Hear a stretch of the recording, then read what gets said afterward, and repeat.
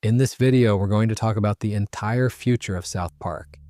Every single character, what happens to them decades from now, hundreds of years from now, and in some cases across completely different timelines where the same person lives two totally opposite lives. Let's get started. Before we get into what happens to everyone, we need to talk about why South Park keeps showing us the future in the first place. Because this isn't a show that does it once as a gag and moves on. Trey Parker and Matt Stone have returned to the future of these characters over and over again across multiple episodes, multiple specials, and even full-length Paramount Plus movies. And every single time they do it, they reveal something new and honestly kind of devastating about who these people really are underneath all the jokes. The first time the show really played with the idea of what happens to these kids when they grow up was back in season 6 with an episode called My Future Self and Me. And this one is fascinating because it starts as a complete fake-out. Stan comes home one night during a thunderstorm and finds an older version of himself standing at the door. This future Stan is a total wreck. He spent time in juvenile hall, used massive amounts of drugs and alcohol, and his entire life fell apart. The whole thing seems like a dark warning about what happens if Stan makes bad choices, but Stan is too smart for that. He gets suspicious, does some digging with Butters, and discovers a company called Motivation Corp at 3451 Colfax Avenue. Turns out, parents all over South Park have been hiring actors to pretend to be their kids' future selves just to scare them away from drugs. Stan's parents lied to him. Butters' parents did the same thing. The whole future self thing is just adults being too afraid to have an honest conversation with their children. Now here's where it gets really interesting. At the very end of the episode, after Cartman learns that lying to kids is wrong and decides to start taking better care of himself, something wild happens. A thin, handsome man shows up claiming to be Cartman's actual future self. Not an actor, the real deal. He tells young Cartman that this was the turning point in his life.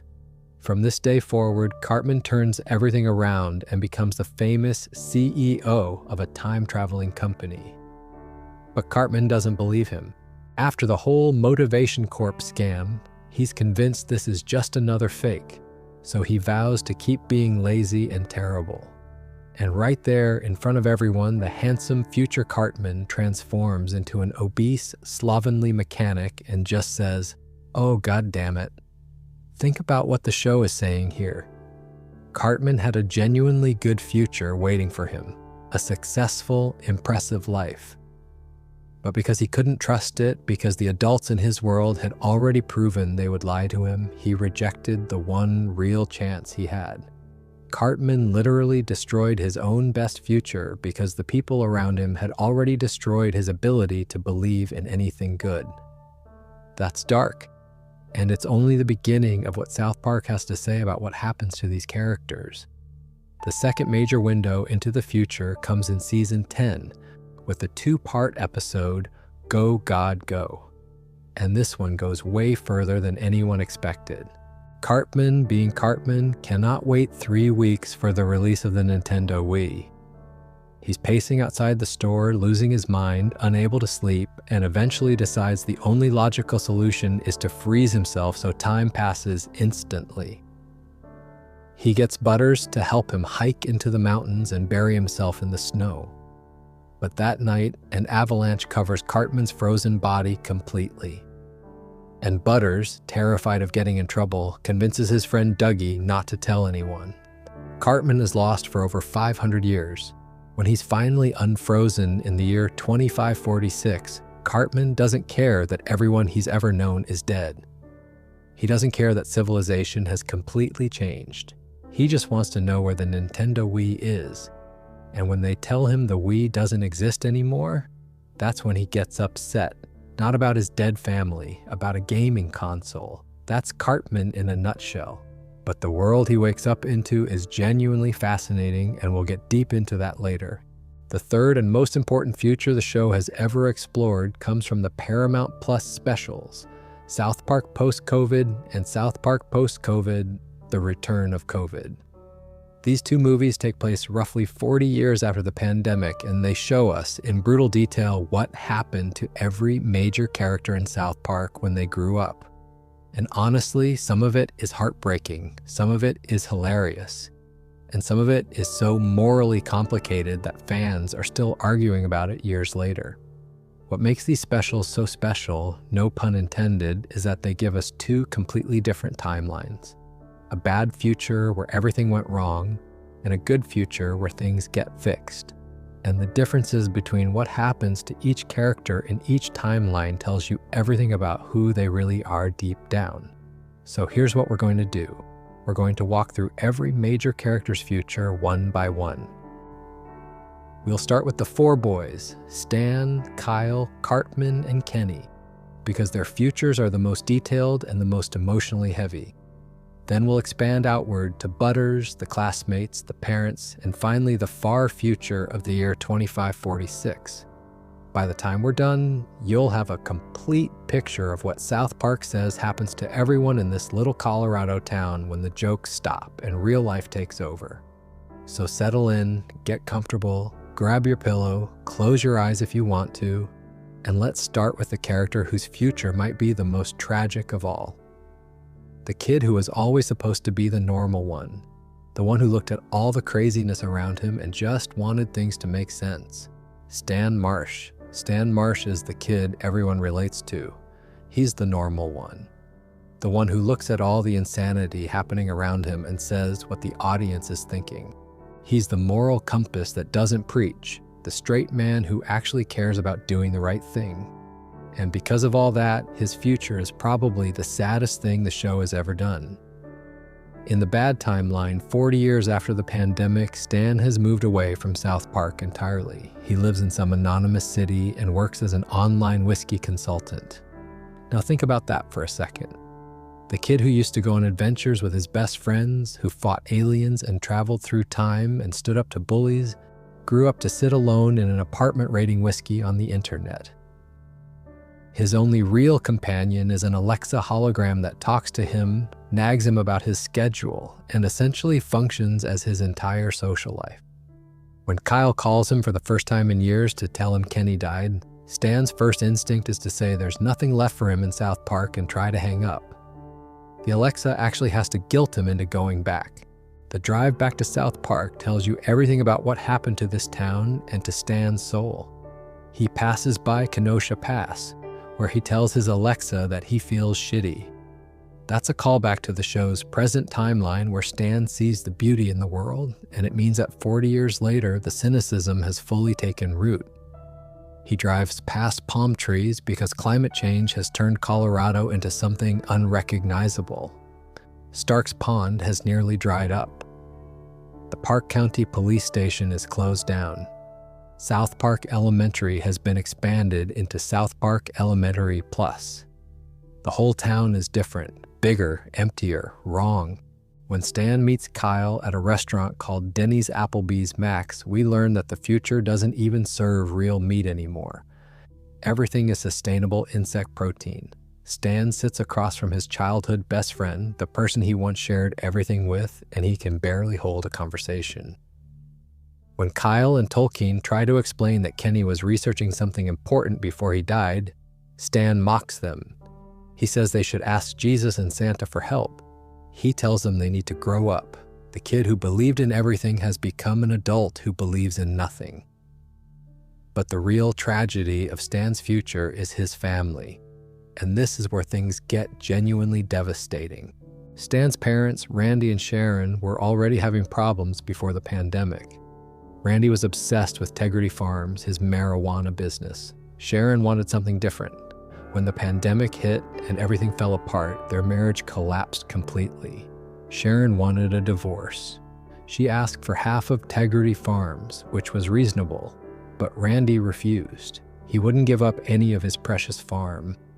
Stan, caught in the middle of his parents' war, made a choice out of pure anger and frustration. He burned Integrity Farms to the ground, just set the whole thing on fire because he was tired of his parents fighting over it. But here's the part that destroyed everything. Shelley, Stan's sister, was in the barn when it happened. Randy had locked her in there for not doing her chores, which is an insane thing to do to your kid, but perfectly in character for Randy. And because she was locked inside, Shelley burned to death. Sharon couldn't survive the grief of losing her daughter. She took her own life. So in the bad future, Stan's mother is dead by suicide. His sister is dead because of a fire he started. And his father, Randy, is living in a place called Shady Acres, which is basically an old folks' home that the former adults of South Park can't leave. When Stan finally goes to visit his father, Randy refuses to even acknowledge him as his son.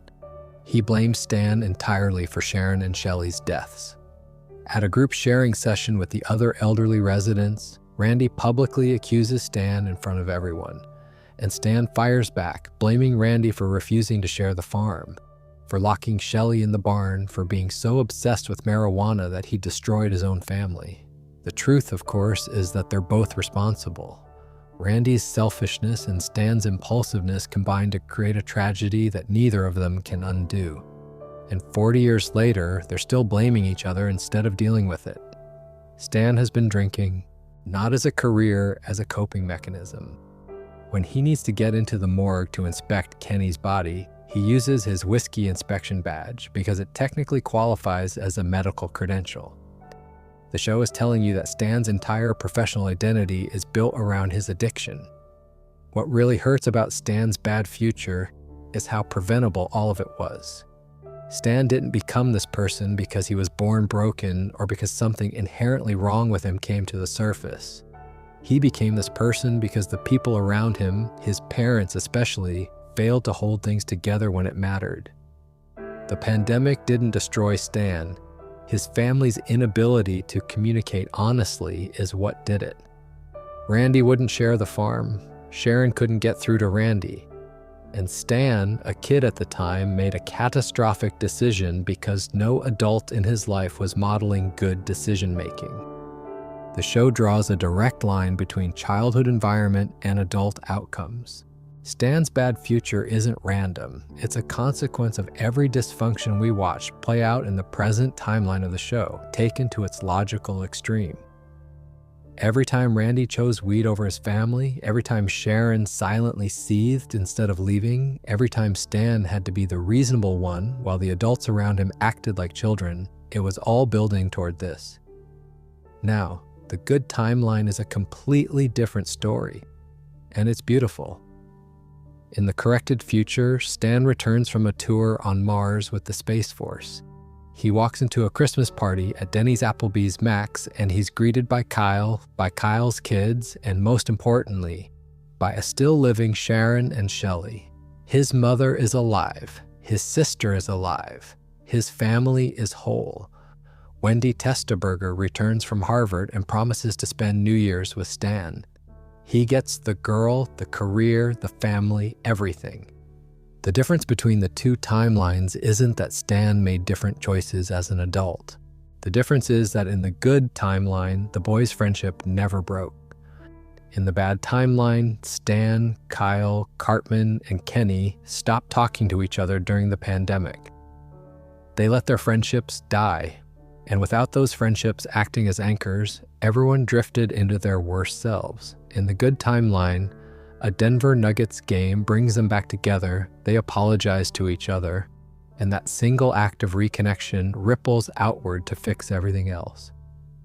Randy apologizes to Sharon, they reconcile. Nobody burns the farm, Shelley lives, Sharon lives. Stan doesn't drink himself into isolation. He joins the Space Force. He goes to Mars. He comes home to people who love him. The show is making an argument that might sound simple, but is actually radical. Friendship is the thing that holds everything together. Not money, not success, not even family. Friendship. Because when Stan had his friends, he had the emotional foundation to handle his parents' dysfunction. Without them, he crumbled. Stan's future proves that even the most grounded, level-headed person can be destroyed by loneliness and broken connections. And that even the worst outcomes can be reversed if people just choose to stay in each other's lives. Stan's story is tragic, but his best friend's future might be even more complicated. especially when you factor in who Kyle ends up living with. Kyle Broflovsky has always been the moral center of South Park. He's the kid who gives the speeches at the end of episodes, the one who says, "I learned something today," and actually means it. While Stan is the everyman, Kyle is the conscience. He's the one who fights for what's right even when nobody else wants to. And in the future, that exact quality is what leaves him completely alone. In the bad timeline, Kyle never left South Park. While Stan ran away to some city to drink whiskey by himself, Kyle stayed. He's still living at the Broflovsky residence, the same house he grew up in. He kept in contact with Kenny over the years and knew about his research. When Kenny dies, Kyle is the one who calls Stan and tries to get the group back together. He's still doing what he always did as a kid, trying to hold everything together, trying to be the glue. But here's what's really sad about Kyle's future. He's alone. No wife, no kids, no close relationships outside of these fragmented connections with people who barely want to talk to him. Kyle spent 40 years being the responsible one, the person who kept trying when everyone else gave up, and it didn't earn him anything. The universe didn't reward him for being good. It just left him in an empty house in a town that barely functions anymore. When Stan arrives at Denny's Applebee's Max, Kyle tries to explain that Kenny was onto something important, that Kenny had been researching who was really responsible for the pandemic and its aftermath. Tolkien Black shows up too, flashing a badge from his law enforcement career. But Stan doesn't care. He mocks them both. He tells them to grow up. And Kyle just has to sit there and take it because what else is he going to do? He's been taking it for 40 years. The situation gets significantly worse when Kyle has to deal with Eric Cartman. And this is where Kyle's future becomes genuinely agonizing. Cartman shows up to Kenny's wake as a rabbi, a Jewish rabbi from Colorado Springs. He's married to a Jewish woman named Yentl. He has 3 children who clearly adore him. He's kind, thoughtful, and speaks with genuine warmth about his faith and his family. He tells everyone the pandemic changed him, that he found God, found love, and became a better person. Kyle does not believe a single word of it. And honestly, can you blame him? Torment Kyle specifically. So when Kyle sees Cartman hugging his children, when he hears Cartman talking about the Torah, every fiber of his being screams that this is a con. The longest, most elaborate con in history. A 40-year setup just to mess with Kyle one more time. The situation becomes unbearable when the military quarantines South Park and Cartman's family has nowhere to stay. Cartman turns to Kyle and asks if his family can sleep at the Broflovsky residence. He tells his kids to call Kyle Uncle Kyle. And Kyle, because he can't say no to a family with children even when the father is his lifelong enemy, lets them in. That night, Kyle hears Cartman having sex with his wife. Through the walls, he can hear Cartman whispering about stories from the Torah, romantic pillow, talk about Jewish scripture. Kyle goes to confront them and tells Yentl the truth about who her husband really is. He tells her that Cartman once snuck into his room and gave him AIDS. Yentl doesn't believe him. The children don't believe him. They look at Kyle like he's the crazy one. And this is the genius of what the show does with Kyle's future. It puts him in a situation where he might be right about everything. But it doesn't matter because no one is listening. Kyle has been right about Cartman for 40 years. He's probably right now, but Cartman has a family that loves him and Kyle has nothing. Being correct doesn't warm you up at night. When Tolkien brings Kenny's research to Kyle, they discover that Kenny spent years building a secret laboratory in the school and was researching time travel. Kenny wanted to go back and prevent the pandemic entirely, and his research notes contain a devastating message that blames my 3 dickhead friends Stan, Kyle, and Cartman for the bad future. Kenny believed that the boys letting their friendship die was the root cause of everything going wrong. Kyle takes this personally because of course he does. He's the one who stayed. He's the one who kept trying. And now he finds out that even Kenny, the one friend who is still doing something meaningful, blame Kyle just as much as Stan and Cartman for what went wrong. That has to sting in a way that goes beyond normal hurt. The children of Cartman make Kyle's life even worse. They behave exactly like their father did as a child. They insult Uncle Kyle behind his back. They drive him crazy with the same kind of casual cruelty that Cartman perfected in elementary school. It's like the universe created 3 miniature Cartmans specifically to torment Kyle in his own home. Tolkien even mentions that Kenny said they would have to think like kids to find the hidden information, and realizes the secret is literally hidden inside Kenny's body. In his ass specifically. Because of course it is. In the good timeline, Kyle's life is completely different. He has kids, he's at the Christmas party with everyone else. He's reunited with Stan. He points out Cartman across the street, homeless and shouting obscenities. And there's something in that moment that's hard to read. Is Kyle satisfied that the universe finally put Cartman where he belongs? Is he sad that his old enemy never figured it out? The show doesn't tell us. It just lets the moment sit there. What Kyle's future really proves is something uncomfortable about morality. Being the good person, the ethical person, the person who always tries to do the right thing, doesn't guarantee you a good life. In the bad timeline, Kyle was the most decent person in the room every single day for 40 years. And it bought him an empty house and a family of Cartmans sleeping under his roof. The show isn't saying that goodness is pointless. It's saying that goodness without community is lonely. Kyle needed his friends just as much as they needed him. And when those friendships died, all the morality in the world couldn't fill the void. Kyle's loneliness is painful, but at least it makes sense. Cartman's future is something else entirely. Because the show gave him not 1, not 2, but 3 completely different futures. And they all contradict each other in ways that will make your brain hurt. Eric Cartman is the most unpredictable character in television history, and the show knows this. That's why they gave him 3 completely separate futures that each say something totally different about who he is and who he could have been. Let's walk through all of them. The first future comes from my future self and me, which we talked about earlier. At the very end of that episode, Cartman's real future self appears. Not an actor, not a scam, the genuine article. And he's everything Cartman isn't. He's thin, handsome, successful, and he runs a time-traveling company. He tells young Cartman that this moment, this exact day, was when he turned his life around. He started taking care of himself, making good choices, and built something incredible. But young Cartman has just spent the entire episode learning that adults lie to kids about their futures. Every future self he's seen has been a fake.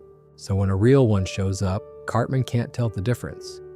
He looks at this successful version of himself and says no. He decides that self-improvement is a scam and vows to keep being lazy and awful. And the moment he makes that choice, the handsome CEO standing in front of him transforms. His body changes, his clothes change. He becomes an obese, slovenly mechanic who can only say, "Oh, God damn it." This is South Park at its most philosophically brutal. Cartman's best possible future existed. It was right there. But the circumstances of his childhood, the lying, the manipulation, the constant deception from the adults in his life, made it impossible for him to recognize something genuine when it finally showed up. He didn't choose to fail. He was trained to reject success by a world that taught him nothing could be trusted. The second future is the wildest one. In the year 2546, after being frozen in an avalanche for over 500 years, Cartman wakes up in a world that has completely changed. Religion has been eliminated worldwide. Everyone is atheist. And this is all because of events that started in Cartman's own time. Richard Dawkins, the famous atheist, came to South Park Elementary as a guest teacher. He started dating Mrs. Garrison, who had recently undergone a sex change operation, and together they pushed a movement that eventually made the entire world abandon religion. But here's the twist that makes this future so perfectly South Park. Eliminating religion didn't bring peace. It just created new things to fight about. The atheists split into 3 warring factions. War with each other. They're killing each other. They're all at war with each other. They're killing each other. And do you want to know what they're fighting about? What atheists should call themselves? That's the great question they've been destroying each other over. Not philosophy, not science, not anything meaningful. Just a name.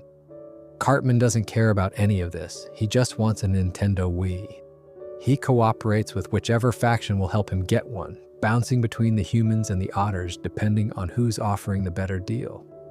He finds a Wii in a museum of technology in New Hampshire, but it doesn't work with the futuristic float screens. Then he discovers the Prank time phone, which lets you prank call the past. Cartman uses the phone to call himself in the past, trying to prevent his younger self from freezing. It doesn't work because past Cartman doesn't believe future Cartman. He calls Butters. That doesn't work either. He calls Kyle, and this call actually changes things slightly. Kyle misses a ride, which alters small details in the future. Cartman's robotic dog, K10, turns into a robotic cat called KET9.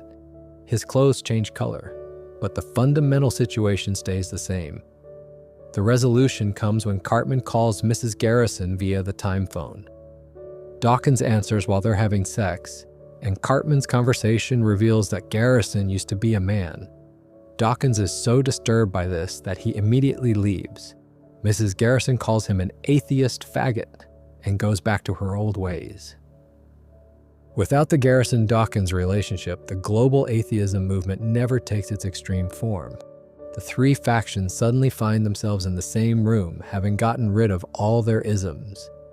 But the show doesn't let you have a clean, happy ending. When Cartman asks if this means there's no more war, a sea otter responds, "Of course there's war. The stupid French-Chinese think they have a right to Hawaii." Getting rid of religion didn't solve anything. Getting rid of all the isms didn't solve anything.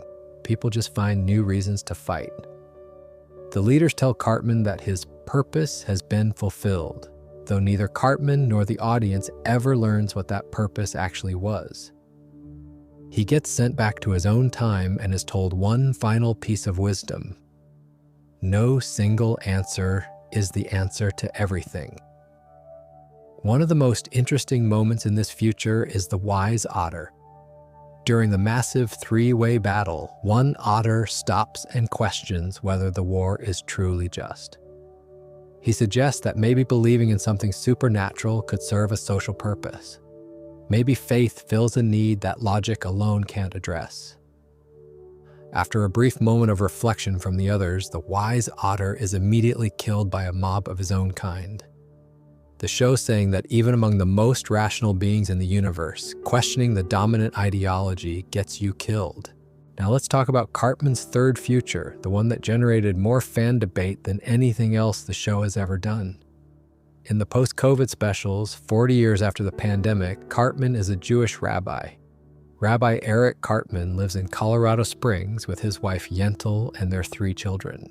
He converted to Judaism, found a community, built a family, and by all appearances became a genuinely good person. He shows up to Kenny's funeral wearing a yarmulke and speaking with kindness about faith and loss. He hugs his children. He calls Kyle Uncle Kyle. His wife clearly loves him. Kyle is absolutely convinced this is all fake, and the show spends a huge amount of time making you question which one of them is right. On one hand, this is Eric Cartman, the most manipulative, hateful, self-serving person in the history of South Park. A person who has done unspeakable things specifically to Jewish people and specifically to Kyle. The idea that he would sincerely convert to Judaism feels like the ultimate insult. On the other hand, 40 years is a long time. People change. The pandemic was a world-altering event, and the show gives us real evidence that Cartman's faith might be genuine. His wife Yentl isn't in on any schemes. She genuinely believes her husband is thoughtful and kind. Their children behave like normal kids who love their father. When Cartman fights Kyle near the end of the special, Yentl is horrified. She says seeing him beat up Kyle is not the Cartman she has known and loved for the last 18 years. She says he's changed since seeing his old friends again. She tells him to leave things up to chance and trust in God. That moment is crucial because it means one of two things. Either Cartman fooled a devout Jewish woman into believing he was genuinely Jewish for nearly 2 decades, which would make him the greatest con artist who ever lived. Or he actually changed, and seeing Kyle again brought out old behaviors that his new life had helped him move past. The show never tells you which one it is. It lets the question just hang there. When Kyle tries to use time travel to fix the future, Cartman panics. He creates the foundation against time travel because he knows that if the timeline changes, he might lose his family, his children might never exist, his wife might never meet him. Everything he's built, real or fake, would vanish. And here's the thing that breaks your brain. Even if Cartman's conversion was a long con, his love for his children seems absolutely real. When he urges his kids to pack up and leave, when he tells them, "Fuck Uncle Kyle," and they all say it together, there's a genuine family bond there that goes beyond manipulation. In the good timeline, everything flips. Cartman is homeless. He's across the street from Denny's, Applebee's, Mac's, shouting obscenities at nobody. He never did anything with his life. When the others look at him, Butter says they cannot spend another holiday trying to help Cartman because his path was impossible to change. So here's the impossible question the show asks. In the bad timeline, Cartman has a family and faith and love, but everyone else is miserable. In the good timeline, everyone else is happy, but Cartman has nothing. Is Rabbi Cartman the price the universe pays for a broken world? Is homeless Cartman the price of a fixed one? Does Cartman only thrive when everything around him is failing? The show doesn't answer, it just makes you sit with it.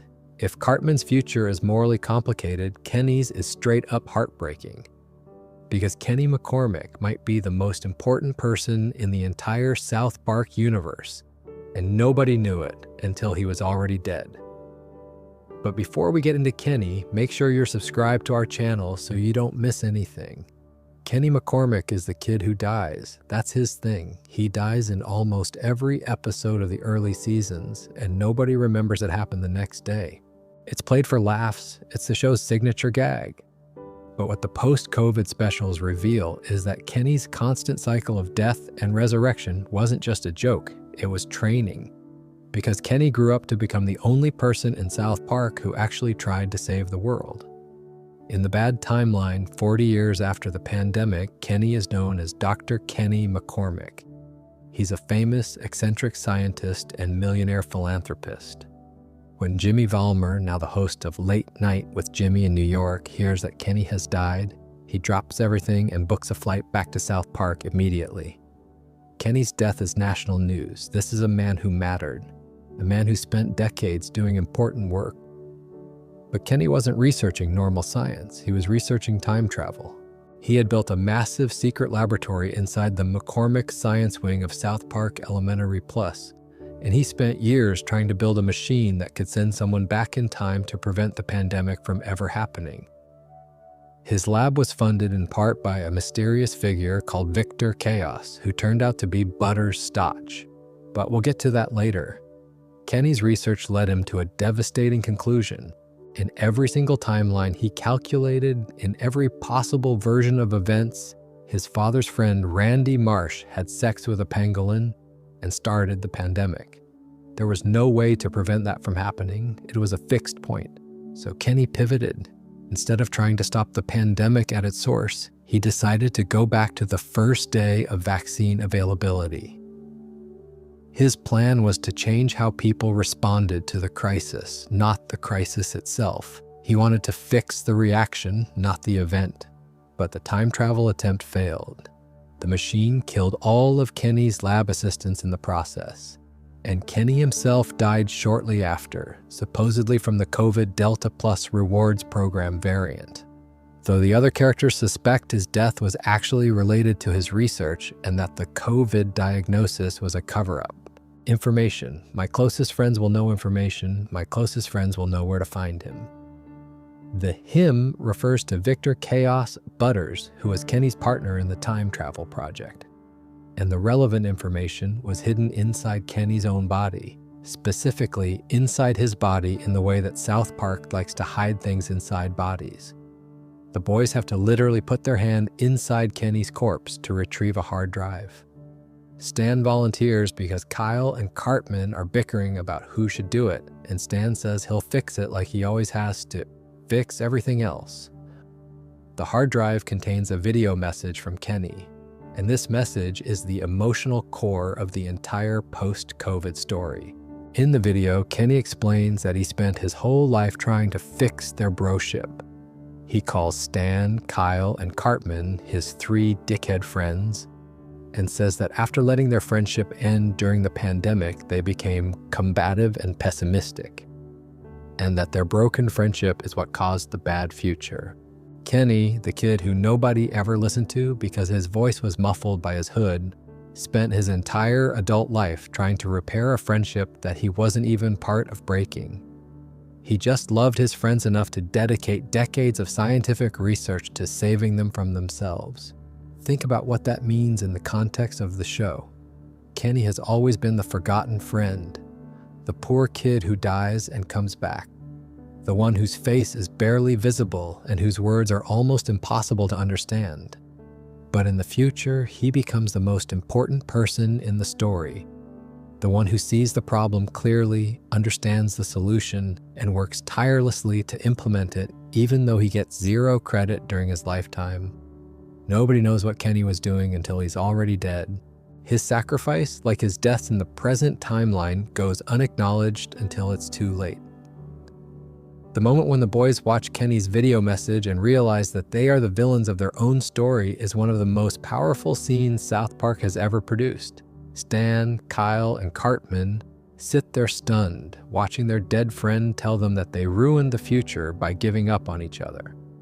They're not fighting some external enemy. They're not trying to stop a supervillain. The bad guys they've been searching for this entire movie are themselves. In the good timeline, everything changes for Kenny. He's alive and well. He shows up to the Christmas party at Denny's Applebee's Max, having won a Nobel Prize for combining dark matter and breast implants, which is the most South Park sentence ever written. He's healthy, he's happy, and he's surrounded by friends who are also healthy and happy. The kid who spent his life dying for others finally gets to live. The irony is perfect and intentional. In the bad timeline where the friendships broke, Kenny dedicated his life to fixing them and died alone in a laboratory surrounded by blood and failed experiments.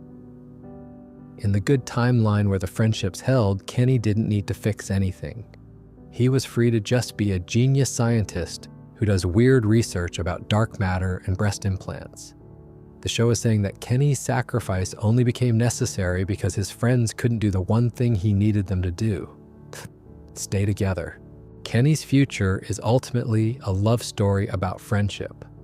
Not romantic love, not family love, but the love between 4 kids who grew up together in a weird little mountain town. Kenny saw that love dying and spent 40 years of his life trying to resuscitate it. And in the one timeline where it survived on its own, Kenny got to be happy. Kenny spent his whole life trying to save his friends. But one of those friends, Butterscotch, ended up becoming the most dangerous person in South Park's future.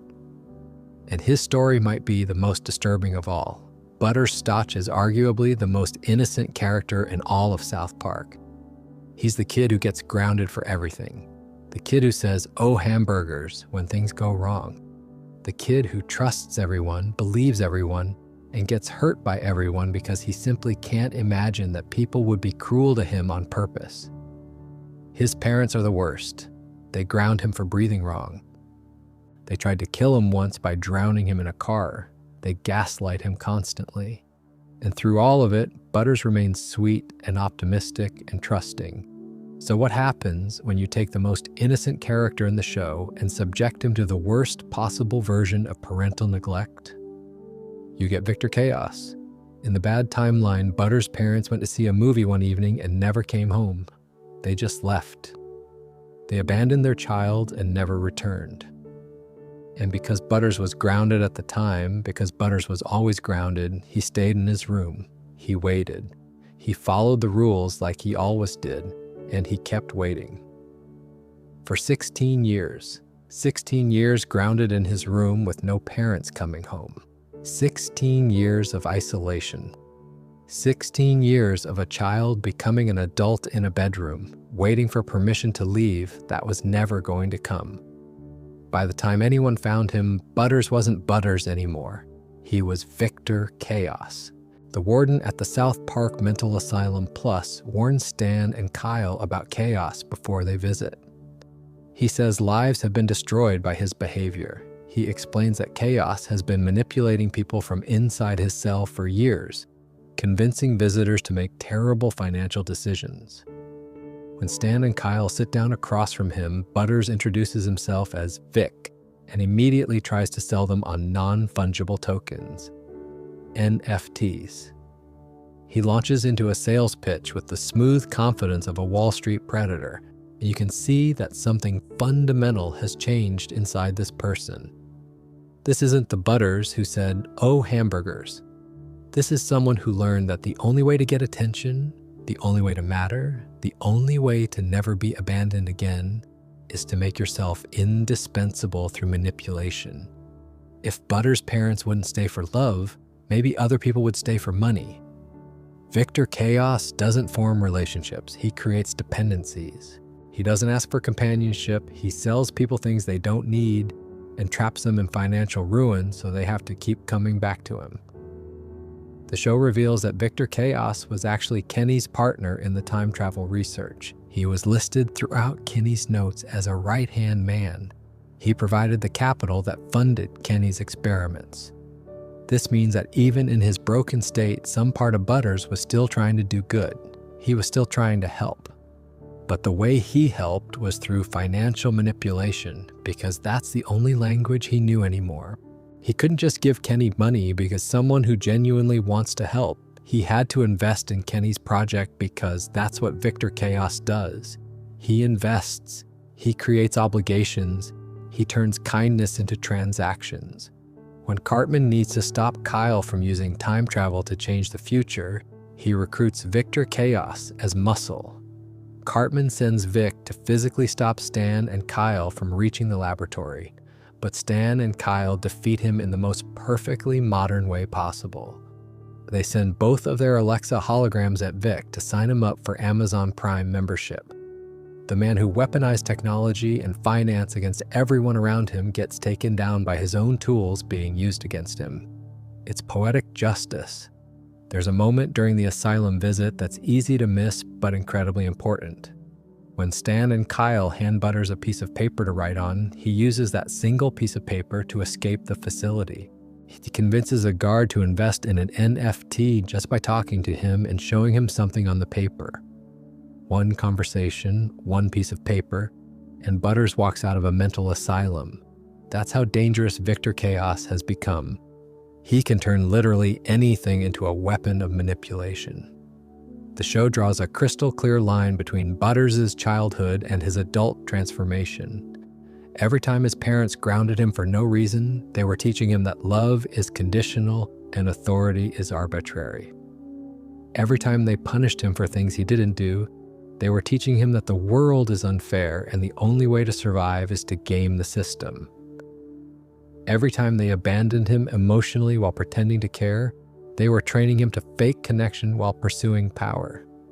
Victor Chaos didn't come from nowhere. He was built, one grounding at a time, by parents who never deserved him. In the good timeline, Butters works at Applebee's. He's just been promoted to manager. He's simple, he's content, and he's happy. When the group looks at homeless Cartman across the street, Butters is the one who cautions them. He says they can't spend another holiday trying to help Cartman because his path was impossible to change. This is wisdom. This is the mature version of Butters who had a normal life, developed normal coping mechanisms, and learned that you can't save everyone. The contrast between Victor Chaos and Applebee's manager Butters is the clearest statement the show makes about the importance of childhood stability. Same person, same brain, same heart.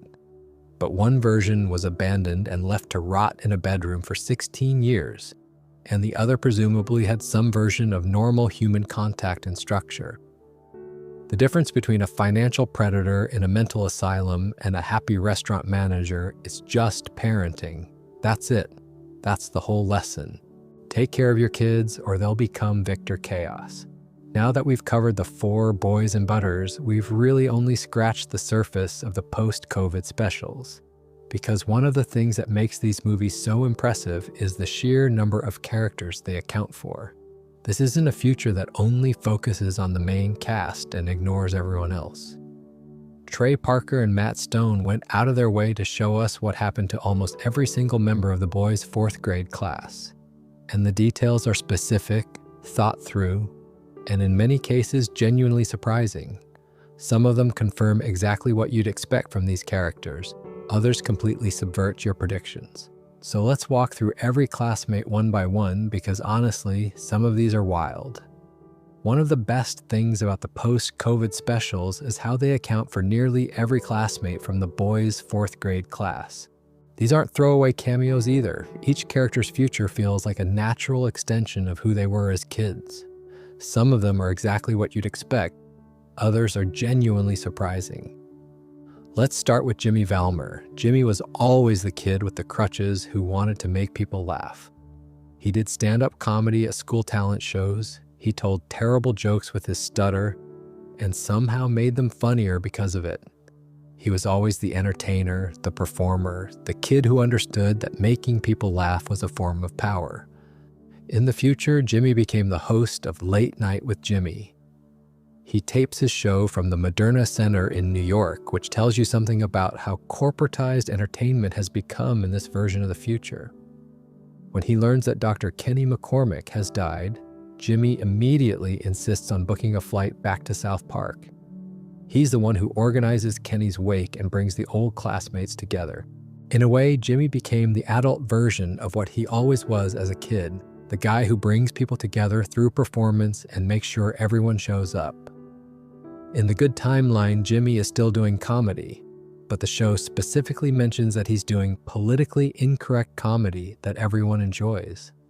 This feels like a deliberate statement from Trey Parker and Matt Stone about where comedy should be. Not sanitized, not safe, but genuinely funny in a way that pushes boundaries. Jimmy's good future is one where he gets to be himself without compromise, and people love him for it. Tolkien Black's future is exactly what you'd predict for the most responsible kid in South Park. He went into law enforcement. When he shows up at Denny's Applebee's Max, he flashes a badge. He's competent, he's professional, and he's still looking out for the people around him. When Randy Marsh needs to be rescued from the nurses at Shady Acres, it's Tolkien who steps in and uses martial arts to take them both down. Even 40 years later, Tolkien is the guy who handles things. What's interesting about Tolkien's future is that even in the bad timeline, he seems relatively together. He has a career, he's capable, and he's still connected to the community. This suggests that Tolkien's foundation was strong enough to weather the pandemic and its aftermath better than most. He had supportive parents, financial stability, and the kind of quiet self-assurance that doesn't crumble under pressure. While Stan was drinking alone and Kyle was staring at empty walls, Tolkien was building a career in public service. Some people are just built different, and Tolkien always was. Craig Tucker and Tweak might have the most heartwarming future in the entire show. In the present timeline, their relationship started as a joke. The other kids basically forced them into being a couple, and Craig and Tweak just kind of went with it. But over the course of the series, their relationship became genuinely sweet and surprisingly deep. In the bad timeline, 40 years later, Craig and Tweak are still together. They're still a couple. They show up to Kenny's wake as a unit. When the group needs someone to go find aluminum foil for the time travel equipment, Craig and Tweak volunteer together. Their relationship, which started because of a schoolyard prank, became the most stable partnership in the entire series. Think about that. While marriages fell apart, friendships crumbled, and the entire social fabric of South Park disintegrated, Craig and Tweek stayed together. Through the pandemic, through the bad future, through everything. Some relationships just work. Clyde Donovan's future is one of the most frustrating and funny in the show. Clyde became an anti-vaxxer, even 40 years after the pandemic, with decades of research proving the vaccines were safe. Clyde still refuses to get the shot. His excuse keeps changing. First he says it's a personal choice. Then he claims he has an allergy to shellfish, and that the vaccine is cross-contaminated with shellfishness. He says his refusal is based on a general sense of shellfishness.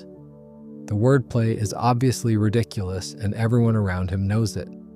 But Clyde's refusal has real consequences. The military won't lift the quarantine on South Park because one person remains unvaccinated. The entire town is held hostage by one guy who won't take a shot. Wendy tries to trick him by pretending to offer him cocaine at a party, but when Clyde realizes the cocaine is actually the vaccine, he refuses to inject it. The show is making a point about how individual stubbornness can hold an entire community hostage. The really dark twist with Clyde comes from the time travel storyline. In the future, Cartman's foundation against time travel sends Clyde back in time. Future Clyde returns to his childhood home and meets his younger self. He asks if their dad still keeps a gun in the closet and tells young Clyde never to get vaccinated because it will make you grow titties on your head. He identifies himself as an expert.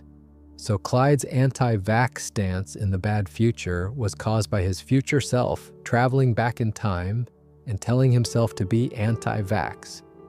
It's a causal loop. The stubbornness creates itself.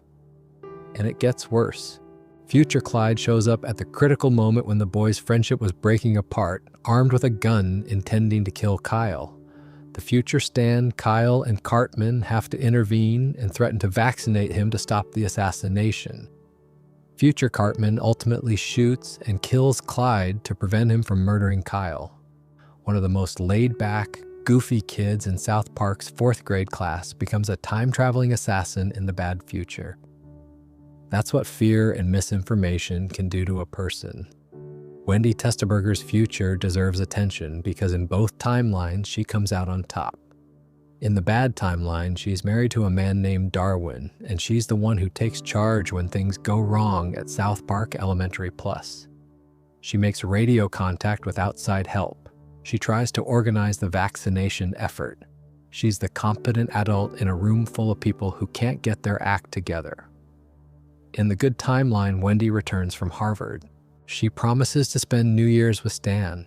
The implication is that their childhood romance, which was always complicated and on again, off again, finally works out when the timeline is fixed. Wendy's good future is one where she gets to use her intelligence at the highest levels while also maintaining the personal connections that matter to her. She always was the smartest person in the room, and both timelines confirm it. Scott Malkinson became a priest. He leads Kenny's funeral service at South Park Church, and the show plays this for both laughs and pathos. Nobody wants to acknowledge him. When he delivers a genuinely moving eulogy about cherishing friends and family, the boys barely listen. Stan lashes out at Kyle during the service. The 3 remaining friends argue in front of Scott's pulpit while he just stands there trying to give their dead friend the dignity of a proper goodbye. Some things about South Park never change, and Scott Malkinson being ignored is one of them. One of the quietest and most beautiful details in the good timeline involves Timmy Birch. In the corrected future, Timmy shows up at the Christmas party at Denny's Applebee's Max. He speaks clearly. He no longer requires a wheelchair. The show doesn't explain how or why. It just shows you that in the good timeline, even the challenges that seem permanent can be overcome. It's a small moment, but it says everything about what the good timeline represents. Not just happiness, but possibility. PC Principal is still PC Principal in the bad timeline.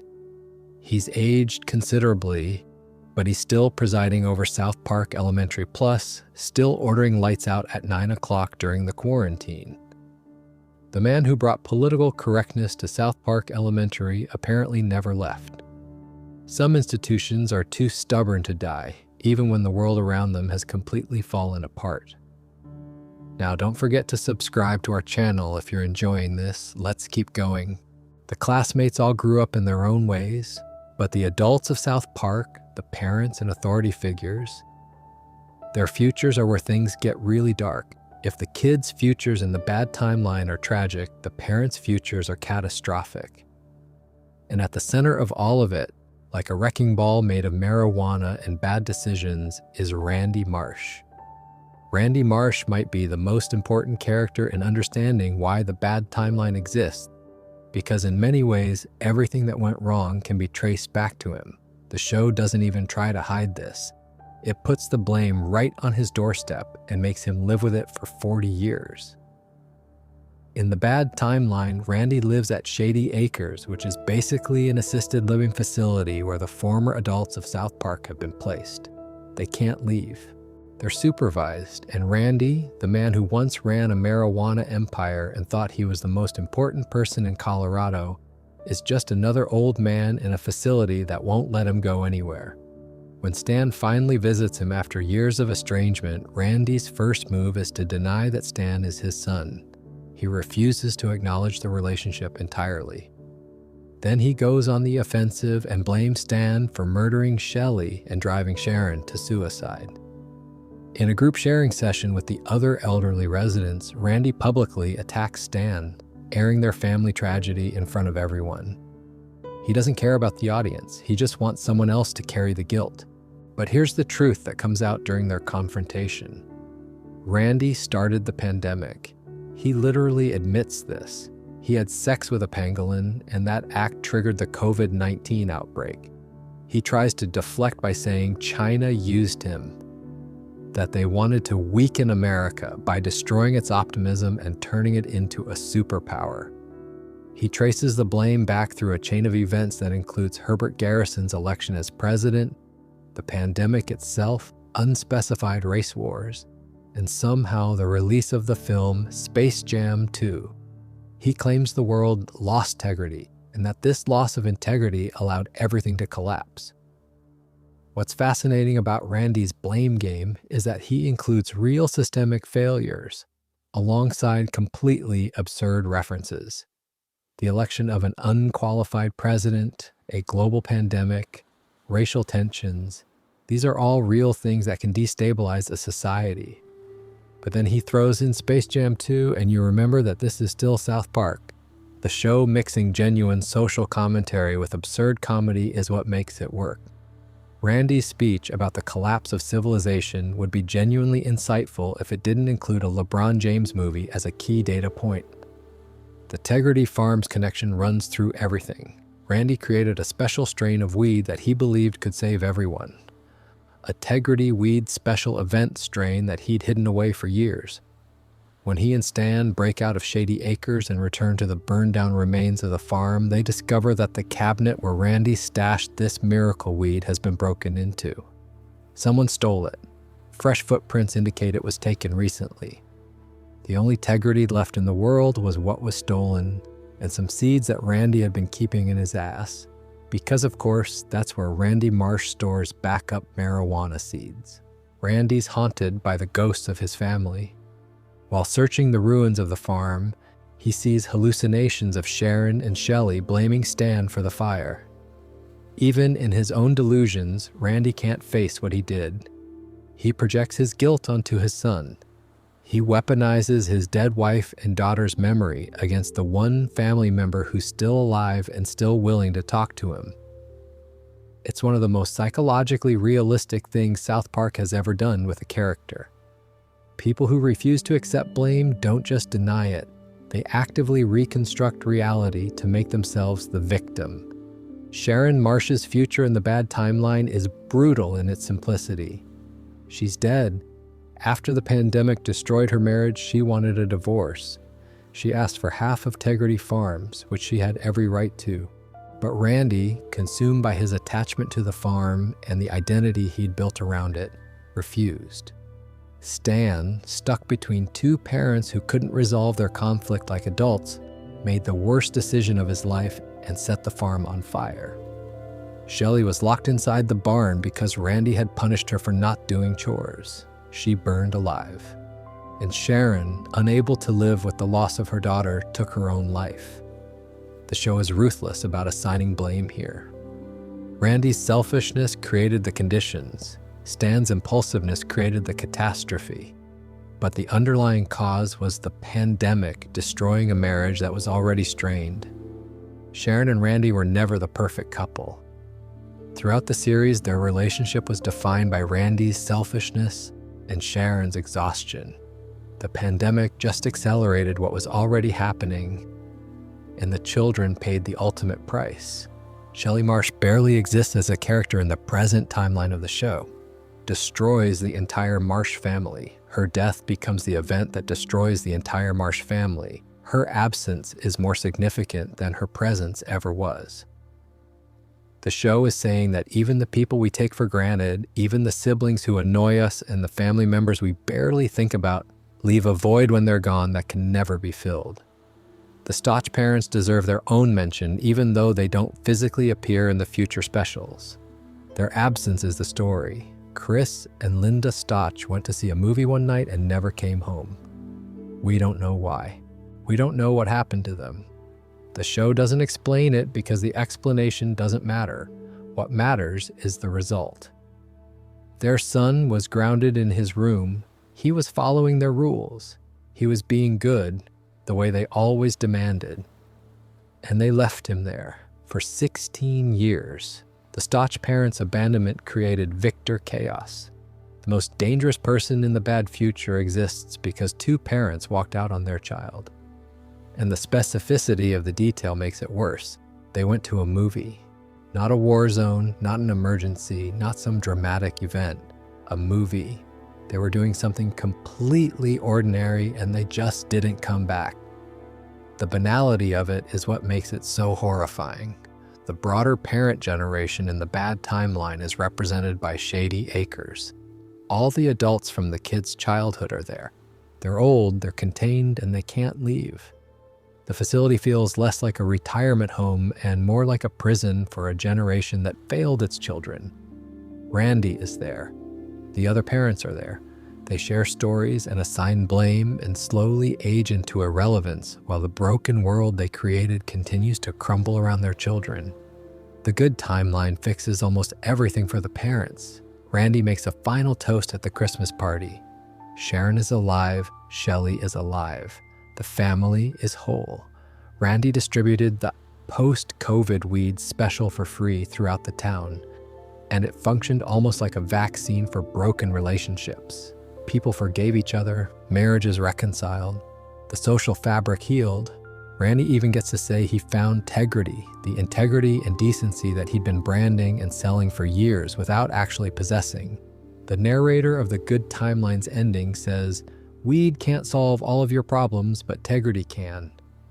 And that line is doing more work than it seems. Tegrity isn't marijuana, tegrity is integrity, it's honesty. It's the willingness to face what you've done, apologize for it, and try to be better. Randy Marsh, the man who spent years pretending to have integrity while selling weed, finally found actual integrity in the one timeline where things worked out.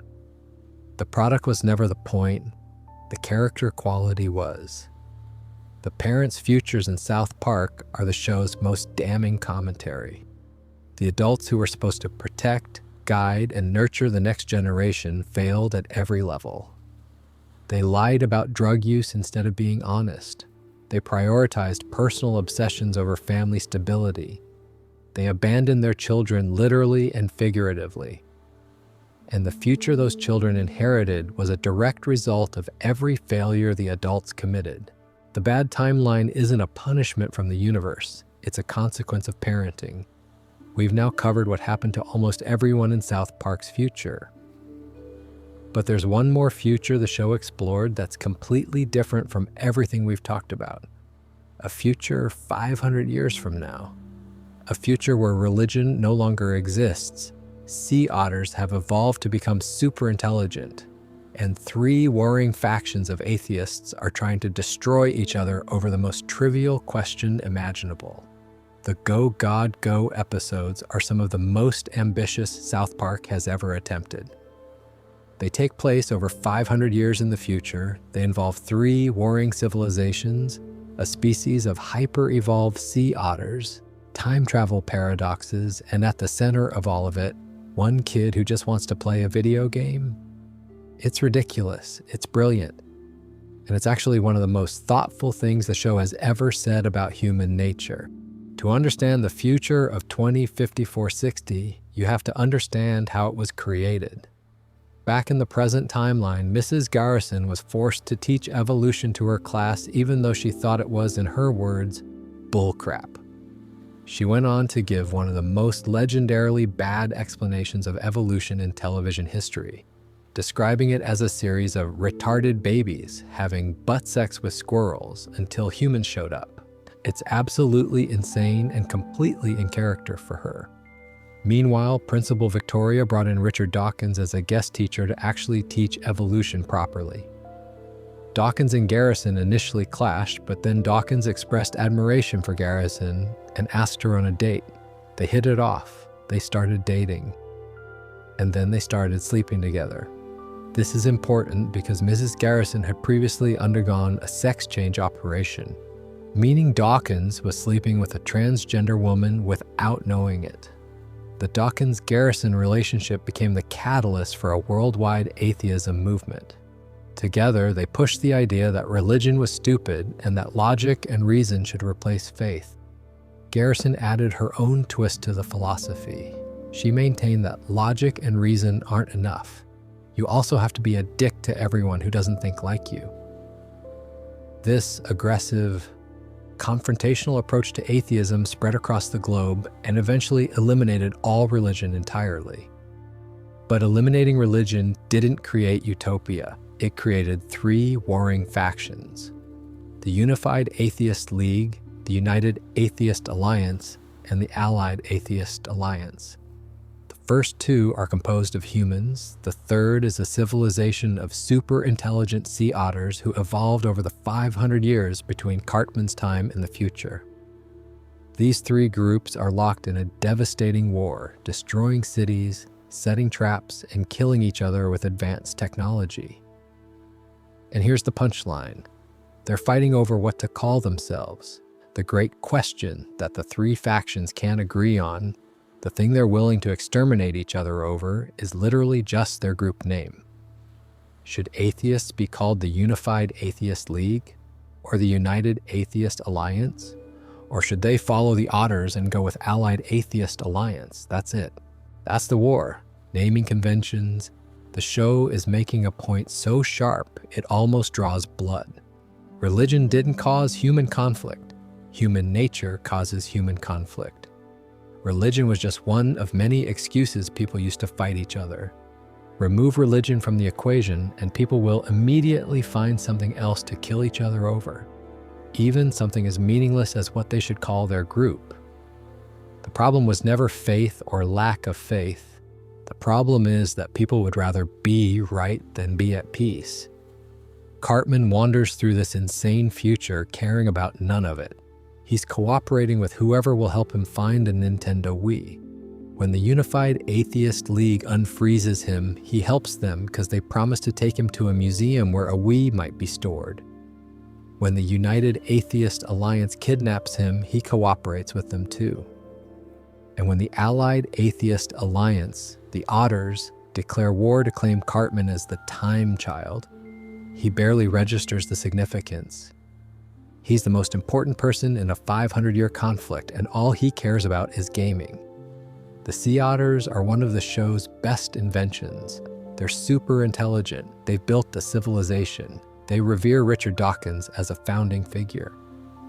But they're also deeply irrational in their own way.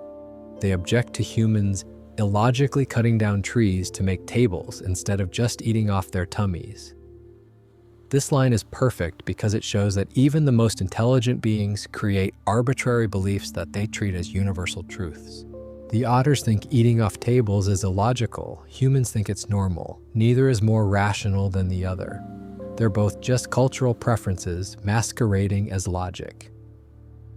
The wise otter scene is the most important moment in the entire two-parter.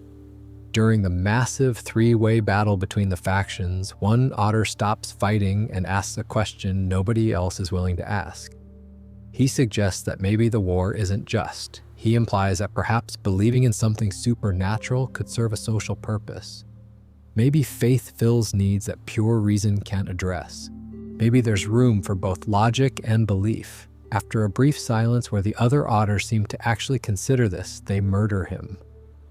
A mob of otters immediately kills the wise one for suggesting that their war might be pointless. This is South Park at its darkest and most cynical.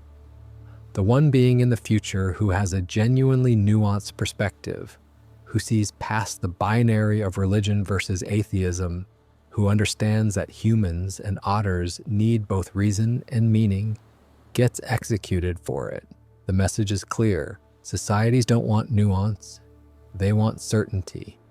And anyone who threatens that certainty gets destroyed.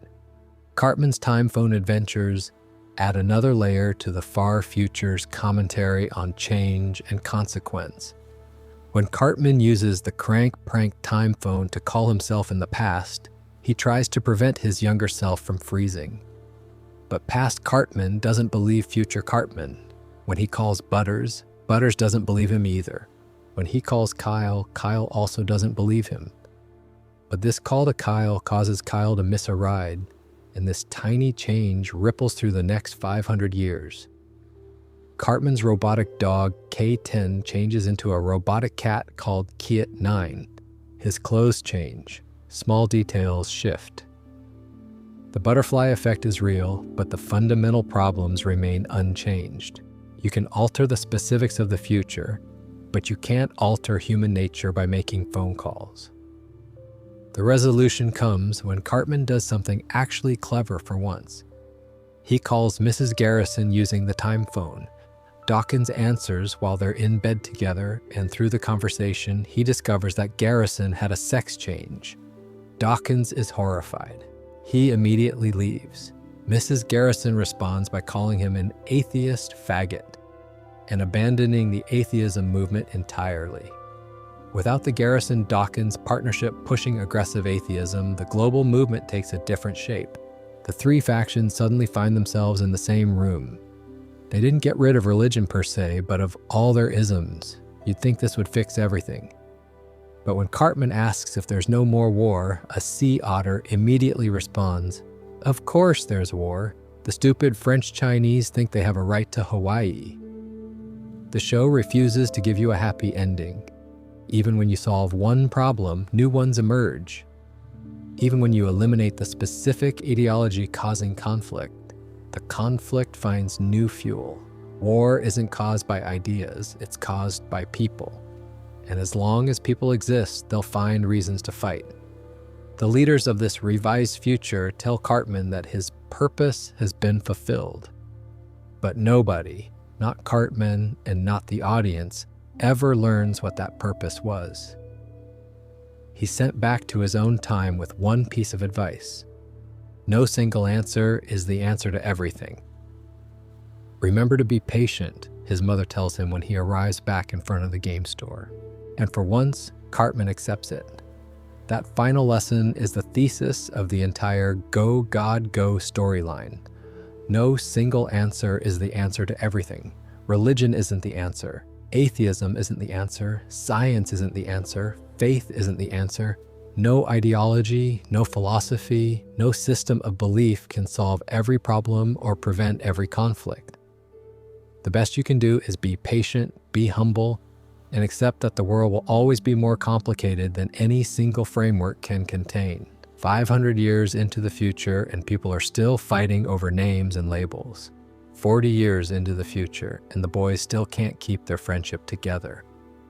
But the show gave us one final answer about what actually fixes things, and that's where we need to go next. The entire post-COVID storyline comes down to one question: how do you fix a broken future? And the answer South Park gives is so simple that it almost feels like a joke. But it's not. In the bad timeline, Future, Stan, Kyle, and Cartman learn that they are the reason everything went wrong. Kenny's video message makes it explicit. Their broken friendship, their inability to stay connected during the pandemic, their decision to stop talking to each other and drift into cynicism, that's what caused the bad future. Not a virus, not a villain, not some external force, just three friends who gave up on each other. So the future versions of the boys decide to go back in time and fix it. They travel back to the moment when their friendship originally broke apart. And what follows is one of the most chaotic and emotionally complex sequences in the show's history. Future Clyde shows up first, sent back by Cartman's Foundation against time travel. He goes to his childhood home and meets his younger self. He asks if their dad still keeps a gun in the closet. He tells young Clyde to never get vaccinated because it'll make him grow titties on his head. Then he shows up at the critical moment armed with that gun, intending to kill Kyle. Because in Cartman's bad future logic, if Kyle dies, nobody will pursue time travel and his family will be safe. But the future Stan, Kyle, and Cartman intervene. They threaten to vaccinate Clyde. Future Cartman, in a moment that surprises everyone, including the audience, shoots and kills Clyde. He takes a life to prevent Kyle from dying. And then the three of them stand there, frustrated because saving Kyle didn't change the timeline. The future is still broken. This is when they have the real epiphany. The problem isn't one specific moment. You can't point to a single event and say, this is where it all went wrong. The problem is that everyone broke apart during the pandemic. Not just Stan, Kyle, and Cartman, but everyone. The entire town. Every relationship, every connection, every bond that held South Park together came undone during those months and years of isolation, fear, and distrust. Fixing it requires something broader than preventing one death or changing one decision. It requires getting people to forgive each other. The solution the Future Boys come up with is absurdly specific and beautifully South Park. They blackmail a girl named Heather Williams. Back in the past, Cartman and Kenny had photographed Heather farting during PE class, and her mother works at Coors, the second biggest sponsor of the Pepsi Center. They used this photo to get a Coors-branded helicopter to fly the four boys to a Denver Nuggets game. Courtside seats. Think about that for a second. The key to fixing the future of the entire world isn't time travel technology or quantum physics or saving someone's life. It's four kids going to a basketball game together. It's Stan, Kyle, Cartman, and Kenny sitting in the same row, watching the same game, and remembering that they like each other. At the game, they apologize. They reconnect. They rebuild the friendship that Kenny spent his entire adult life trying to save. And that single act of reconnection starts a chain reaction that fixes everything. But there's one more piece. Future, Stan leaves the marijuana bud from the future as a gift to past Randy. It's not just any weed. It's the Tegrity Weed special event strain that Randy created.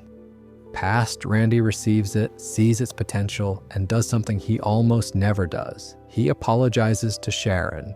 They reconcile. And together, Randy and Sharon begin distributing the post-COVID weed special for free throughout the town. They literally hand it out the same way a vaccine would be distributed, person to person, house to house. And it works. People start forgiving each other, marriages heal, friendships reform. The social fabric of South Park stitches itself back together one relationship at a time. The show is drawing a direct parallel between vaccination and forgiveness. The vaccine protects against a physical virus. Tegrity protects against the emotional and social virus that the pandemic unleashed. Both require everyone to participate. Both only work if the whole community buys in. And both are distributed for free by people who care about something bigger than themselves. The Good Timeline's Christmas party at Denny's Applebee's Max is the emotional payoff for everything the specials have been building toward. Ike makes it to the party. Stan returns from Mars with the Space Force. Kyle is there with his kids. Kenny walks in alive, having won a Nobel Prize. Jimmy is cracking politically incorrect jokes. Wendy arrives from Harvard. Craig and Tweak are still together. Tolkien is still dependable. Timmy speaks clearly and walks without a wheelchair. Randy makes a toast. And then there's Butters, working at Applebee's. Just been promoted to manager. Happy, simple, content.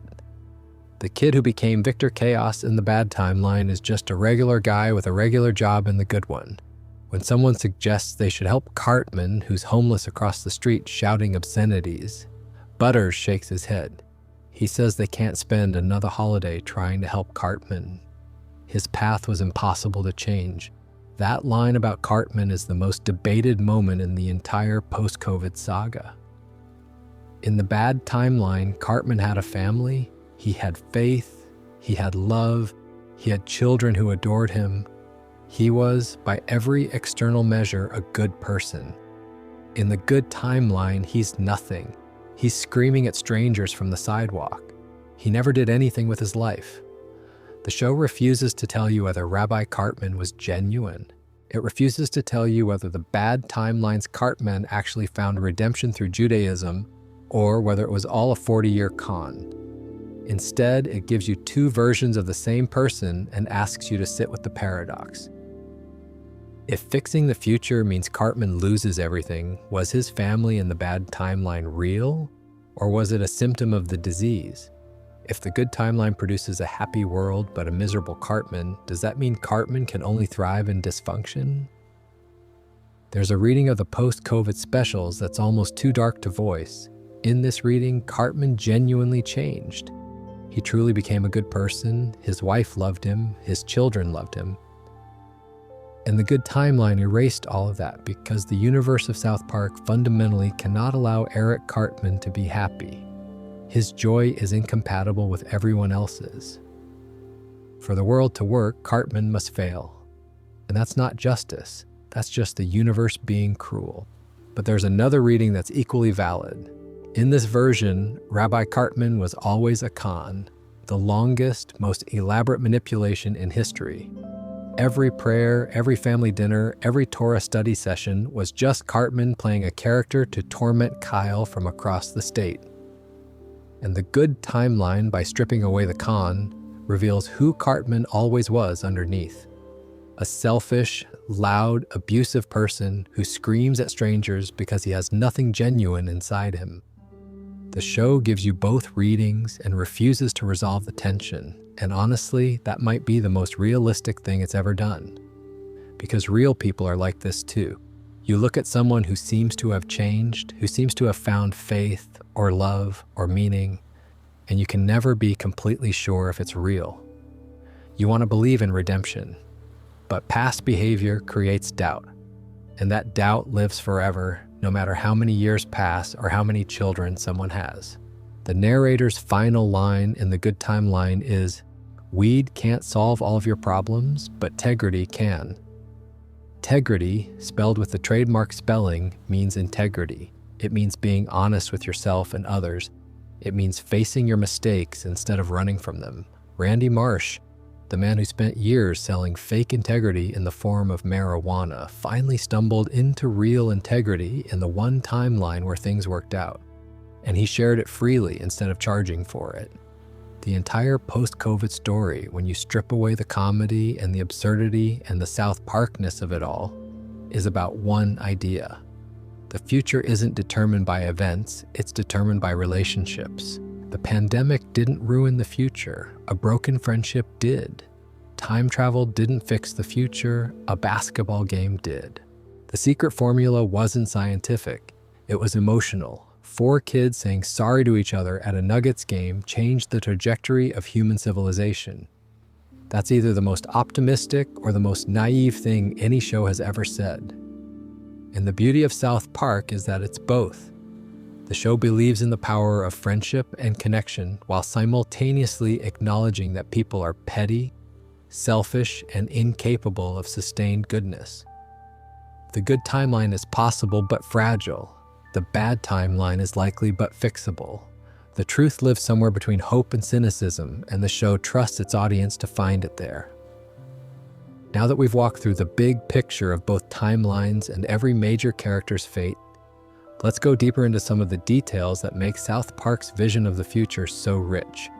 Because the post-COVID specials didn't just tell you what happened to these characters, they built an entire world around them. And the details of that world tell their own story. Let's start with the town itself. When Stan drives back to South Park in the bad timeline, every detail of the drive is designed to show you how much has changed. He passes palm trees growing in Colorado, which tells you that climate change has fundamentally altered the geography of the state. Stark's Pond, which was always a landmark in the show, a place where the kids hung out and where important conversations happened, has nearly dried up. It's barely a puddle now. The childhood landmark that represented innocence and friendship has literally evaporated. The Park County Police Station is closed down. Law enforcement, the institution that's supposed to maintain order and protect the community, has been shuttered. South Park Elementary has been expanded into South Park Elementary Plus, which sounds like a streaming service upgrade and probably is. Everything in the future has plus attached to it. Denny's Applebee's Max is the restaurant where everyone meets, a fusion of 3 different chains that suggests the future of dining is just corporate consolidation taken to its logical extreme. The restaurant doesn't serve meat anymore. Everything is made from sustainable insect protein. This is a world where the environmental consequences of the present have forced dramatic changes in how people eat. You can't get a burger in the future. You can get a cricket-based protein substitute that tastes like a memory of what food used to be. The waiter explains this casually, like it's been normal for decades. To him, eating insects is just how things are. To Stan and the audience, it's a reminder that the future costs something. Children in the bad timeline ride hoverboards and use virtual reality. There's a dog optometry business suggesting that even pet care has become hyper-specialized and commercialized. These details aren't played for big laughs. They're background texture. They make the world feel lived in and specific in a way that most animated shows don't bother with. The Alexa holograms are probably the most important piece of future technology in the specials. Everyone has one. Stan's Alexa is his constant companion. It wakes him up, manages his schedule, guilt trips him into visiting his father, and essentially serves as a surrogate for human connection. When 2 people's Alexas start talking to each other, it creates complications because the AI assistants develop their own relationship dynamics. Stan has to walk Kyle through how to calm his Alexa down after their devices have been chatting. This is predictive satire at its sharpest. The show is saying that in the future, people are so isolated and so disconnected from each other that they rely on AI assistants to manage not just their tasks, but their emotional lives. Stan doesn't call Kyle. His Alexa informs him that Kyle is calling. Stan doesn't decide to visit his father out of love or duty. His Alexa mocks him until he gives in. The technology that was supposed to make connection easier has actually replaced connection entirely. The military presence in the bad timeline is another telling detail. When the COVID Delta Plus rewards program variant breaks out, the military arrives immediately. They close the roads, they set up checkpoints, they're heavily armed, and they shoot someone who tries to leave. This isn't pandemic management, this is martial law. The show is suggesting that decades of pandemic response have normalized military control over civilian populations. Nobody even seems surprised by the soldiers. It's just how things are done now. South Park Elementary Plus being used as an emergency shelter is a beautiful piece of irony. The school that was supposed to prepare kids for the future is now being used to house adults who have failed at the future. PC Principal, aged but unchanged in his rigid adherence to rules, orders lights out at 9 o'clock like these middle-aged adults are children. The school has become a daycare for grown-ups, which is exactly what happens when society infantilizes its citizens through constant surveillance and control. Let's talk about the Denny's Applebee's Max as a location because it appears in both timelines and serves a different function in each. In the bad timeline, it's where Stan and Kyle have their awkward reunion. It's a sterile corporate environment that serves bug protein. There's no warmth to it. It's just the place where you go because there's nowhere else. In the good timeline, the same restaurant hosts the Christmas party where everyone reunites. Same building, same name, same corporate branding. But in the good timeline, it's filled with laughter, warmth, and connection. Kyle's kids are there. Kenny walks in alive, Wendy shows up, Timmy speaks. The restaurant hasn't changed. The people inside it have. The show is saying that places don't determine happiness. People do. You can have the most soulless corporate restaurant in the world, and it becomes a home if the right people are inside it. Now let's go even deeper into what these two timelines are really saying about the nature of time, choice, and consequence in the South Park universe. Because the show's approach to time travel is actually more sophisticated than it first appears. In the bad timeline, Kenny calculated every possible scenario. He ran every simulation. And in every single one, Randy had sex with the pangolin. The pandemic was inevitable. You could not prevent it. This is a fixed point. The show is saying that some events in history are not preventable. They're baked into the nature of the universe. The pandemic was going to happen no matter what. Trying to stop it was always doomed to fail. But the response to the pandemic was not fixed. How people behaved during and after the crisis was entirely up to them. Kenny understood this, which is why he wasn't trying to go back to the start of the pandemic. He was trying to go back to the first day of vaccine availability. He wanted to change the reaction, not the event. He wanted to show people that choosing to help each other, choosing to forgive, choosing to stay connected was the real vaccine against the future going wrong. This is a genuinely philosophical position that the show articulates through comedy. But the friendships didn't have to die. The families didn't have to shatter. The community didn't have to crumble. Those were choices people made, and they could have made different ones. The fact that the good timeline is created not through time travel, but through a basketball game reinforces this idea. The technology didn't save anyone. The science didn't save anyone. 4 kids sitting together in a stadium saved everyone. Because the problem was never technological or medical. It was emotional and social. People needed to reconnect. They needed to apologize. They needed to choose each other over their pride and their pain. There's also something worth examining about how the show handles the concept of free will versus determinism. In the bad timeline, the boys' friendship broke because of specific events and choices that accumulated over time. In the good timeline, those same boys are pushed back together by an equally specific set of events. The blackmail of Heather Williams, the Coors helicopter, the Nuggets game. It's not that the boys chose to reconcile in one timeline and chose not to in the other. It's that the circumstances either pushed them together or pulled them apart, which raises the question of whether the boys ever had real agency at all, or whether their futures were always determined by the forces around them. The show seems to land somewhere in the middle.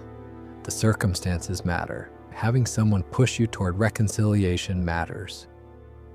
But ultimately, Stan, Kyle, and Cartman had to choose to apologize. Nobody made them. Nobody forced them. They sat in that stadium and decided that their friendship was worth saving. That's the moment of free will. Everything else, the helicopter, the blackmail, the time travel, was just creating the opportunity. The choice was theirs. Let's circle back to something we touched on earlier but deserves a deeper look. The concept of the brochip and why Kenny was so obsessed with saving it. Kenny McCormick was always the fourth friend, the forgotten one. The poor kid who couldn't afford lunch and wore a hood that covered his face. When the other 3 boys fought, Kenny was usually a bystander. When they went on adventures, Kenny was often the one who died along the way. He was part of the group, but never the center of it. And yet, he was the one who saw most clearly that the group itself was the most important thing in all of their lives. Kenny's video message calls Stan, Kyle, and Cartman his 3 dickhead friends. The language is angry and frustrated and completely earned. Kenny spent decades watching these three idiots ruin each other's lives and ruin the world because they couldn't manage the basic task of staying friends. He built a lab, he hired assistants, he researched quantum physics, he tried to build a literal time machine.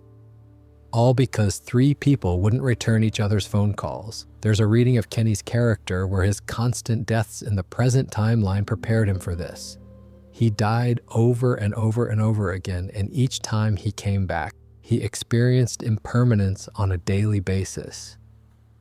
And because of that, he understood something the other boys didn't. Nothing lasts unless you fight for it. Not life, not friendship, not happiness.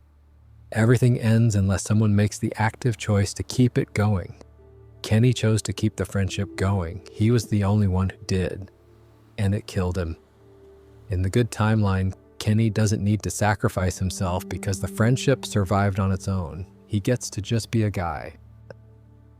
A brilliant guy who won a Nobel Prize, sure, but a guy who can walk into a Christmas party and just enjoy being around his friends. The relief of that moment is enormous if you've been tracking Kenny's character across both timelines. He's free. For the first time in his entire existence, Kenny McCormick is free from the burden of saving everyone else. Now let's talk about one final detail that ties everything together. In the bad timeline, when the boys discover Kenny's video message and realize that they are the cause of the bad future, they have a moment of genuine reflection. They remember what they were like as kids. They remember being optimistic. They remember believing that anything was possible. And they look at what they become, cynical, broken, isolated, and they make a choice. They say that they would never have given up as kids. They promise to work together and believe, no matter what it takes, even though they know nothing about quantum physics. That moment is the seed of everything that follows. The decision to try even when you have no idea what you're doing, even when the odds are impossible, even when you've already failed in every way that matters. That's what South Park says is the difference between the bad future and the good one. Not intelligence, not resources, not technology, just the willingness to try. And honestly, that's a message worth falling asleep to. The idea that even when everything has gone wrong, even when the people you love have drifted away, even when the world looks nothing like what you hoped it would be, you can still choose to try. You can still call the friend you haven't talked to in years. You can still apologize for the thing you said that you didn't mean. You can still show up to the basketball game. The future isn't written yet. Not yours, not mine, not South Park's. And as long as we're willing to be the kind of people who try, who forgive, who stay connected, even when it's hard, the good timeline is still on the table. Now, before we wrap things up, let's do something fun. Let's put every character's bad timeline future and good timeline future side by side and really look at the contrasts. Because when you see them all together, the patterns become impossible to ignore. Stan Marsh, bad timeline, he's a lonely whiskey consultant living in an anonymous city with an Alexa as his only friend. Good timeline, he's a Space Force officer who just got back from Mars and has a family waiting for him at a Christmas party. The difference between these two Stans isn't talent or intelligence, it's connection. Connected Stan goes to space. Disconnected Stan goes to a bottle. Kyle Broflovsky, bad timeline, he's alone in his childhood home, still trying to hold things together while hosting a family of Cartmans who insult him daily. Good timeline, he has children of his own, and he's surrounded by friends at the Christmas party. The irony of Kyle's bad future is that his goodness kept him in South Park. He stayed because someone had to, but staying in a broken town while everyone else left didn't make him a hero. It made him a prisoner. In the good timeline, Kyle is free to be good and happy at the same time. Eric Cartman, bad timeline, he's a rabbi with a loving wife, 3 children, and a community that respects him. Good timeline, he's homeless and screaming obscenities at strangers. This is the one that makes your head spin. Every other character is better off in the good timeline. Cartman is the only person who loses everything. The show is either saying that Cartman's happiness is fundamentally parasitic, meaning he can only thrive when others suffer, or it's saying that some people's redemption requires a very specific set of circumstances that simply don't occur in a functional world. Either way, Cartman's fate is the price of the good timeline, and the show asks you to decide whether that price is fair. Kenny McCormick. Bad timeline, he's a dead scientist who spent his entire adult life failing to save his friends from themselves. Good timeline, he's a living Nobel Prize winner who gets to enjoy the friendships he fought so hard to preserve. Kenny's contrast is the simplest and the most emotionally devastating. All he ever wanted was for his friends to stay together. In the bad timeline, he died trying. In the good timeline, they did it on their own. And Kenny got to live. Butters Stotch. Bad timeline, he's Victor Chaos, a financial predator locked in a mental asylum who destroys people's lives through NFT scams. Good timeline, he's an Applebee's manager who just got promoted. This is the starkest contrast in the entire show. The distance between Victor Chaos and manager Butters is exactly the distance between abandonment and stability. Same person, same potential, completely opposite outcomes based entirely on whether someone was there for him during his formative years.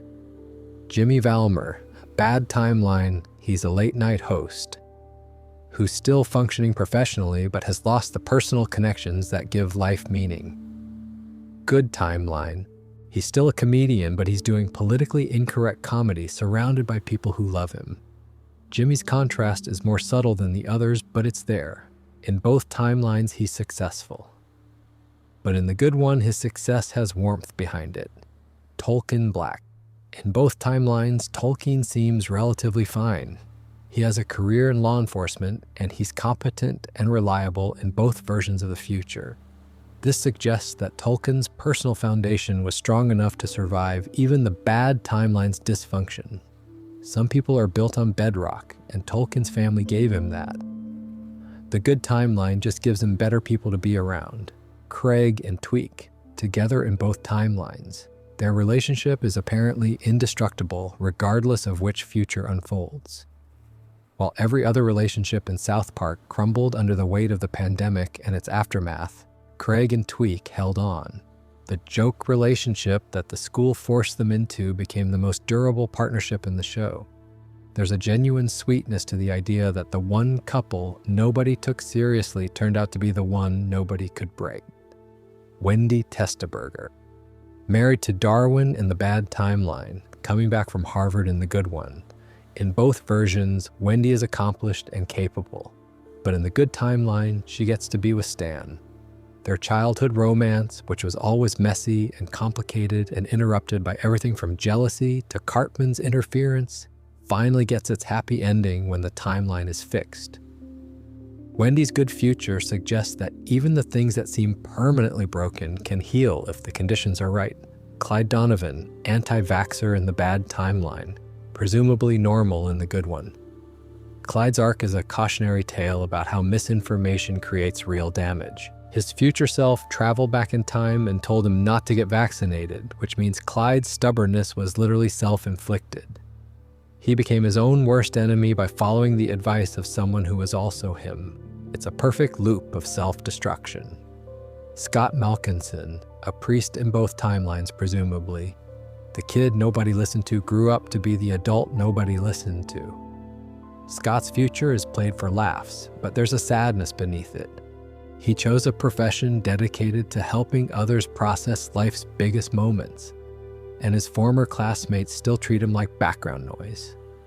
Some patterns are just unbreakable.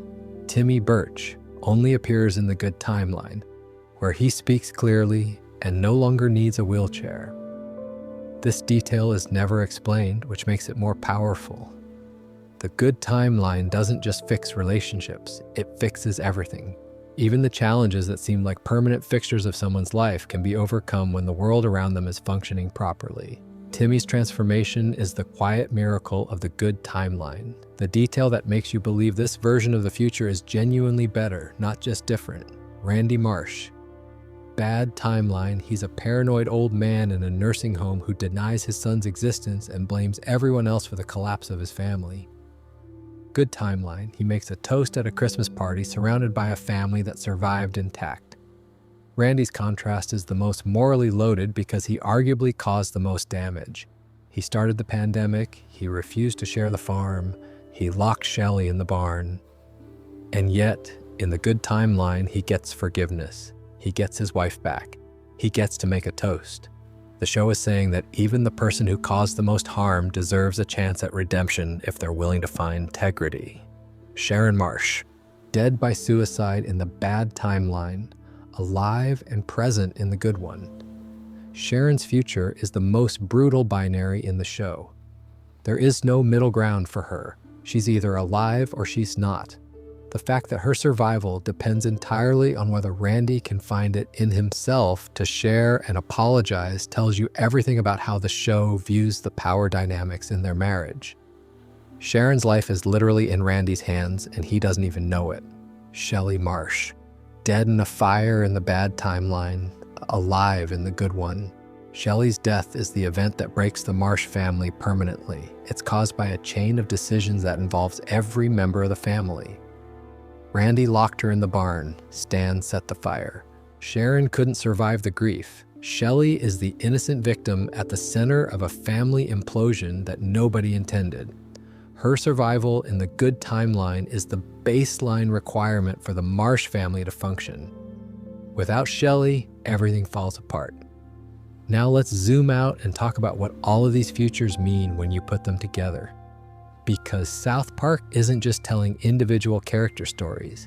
It's making an argument about how societies work.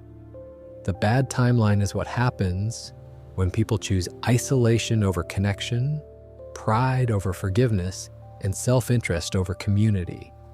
Every character who fails in the bad timeline fails because they cut themselves off from the people who could have saved them. Stan drinks alone. Kyle stays in an empty house.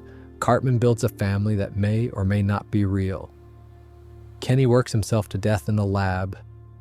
Butters rots in an asylum. Randy denies his own son. Everyone is an island, and every island is sinking. The good timeline is what happens when one moment of connection ripples outward through an entire community.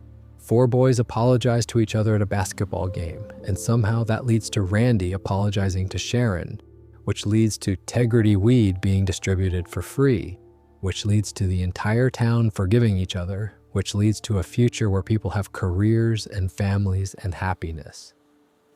The chain of cause and effect is absurd, but the underlying logic is real. Kindness is contagious. Forgiveness spreads.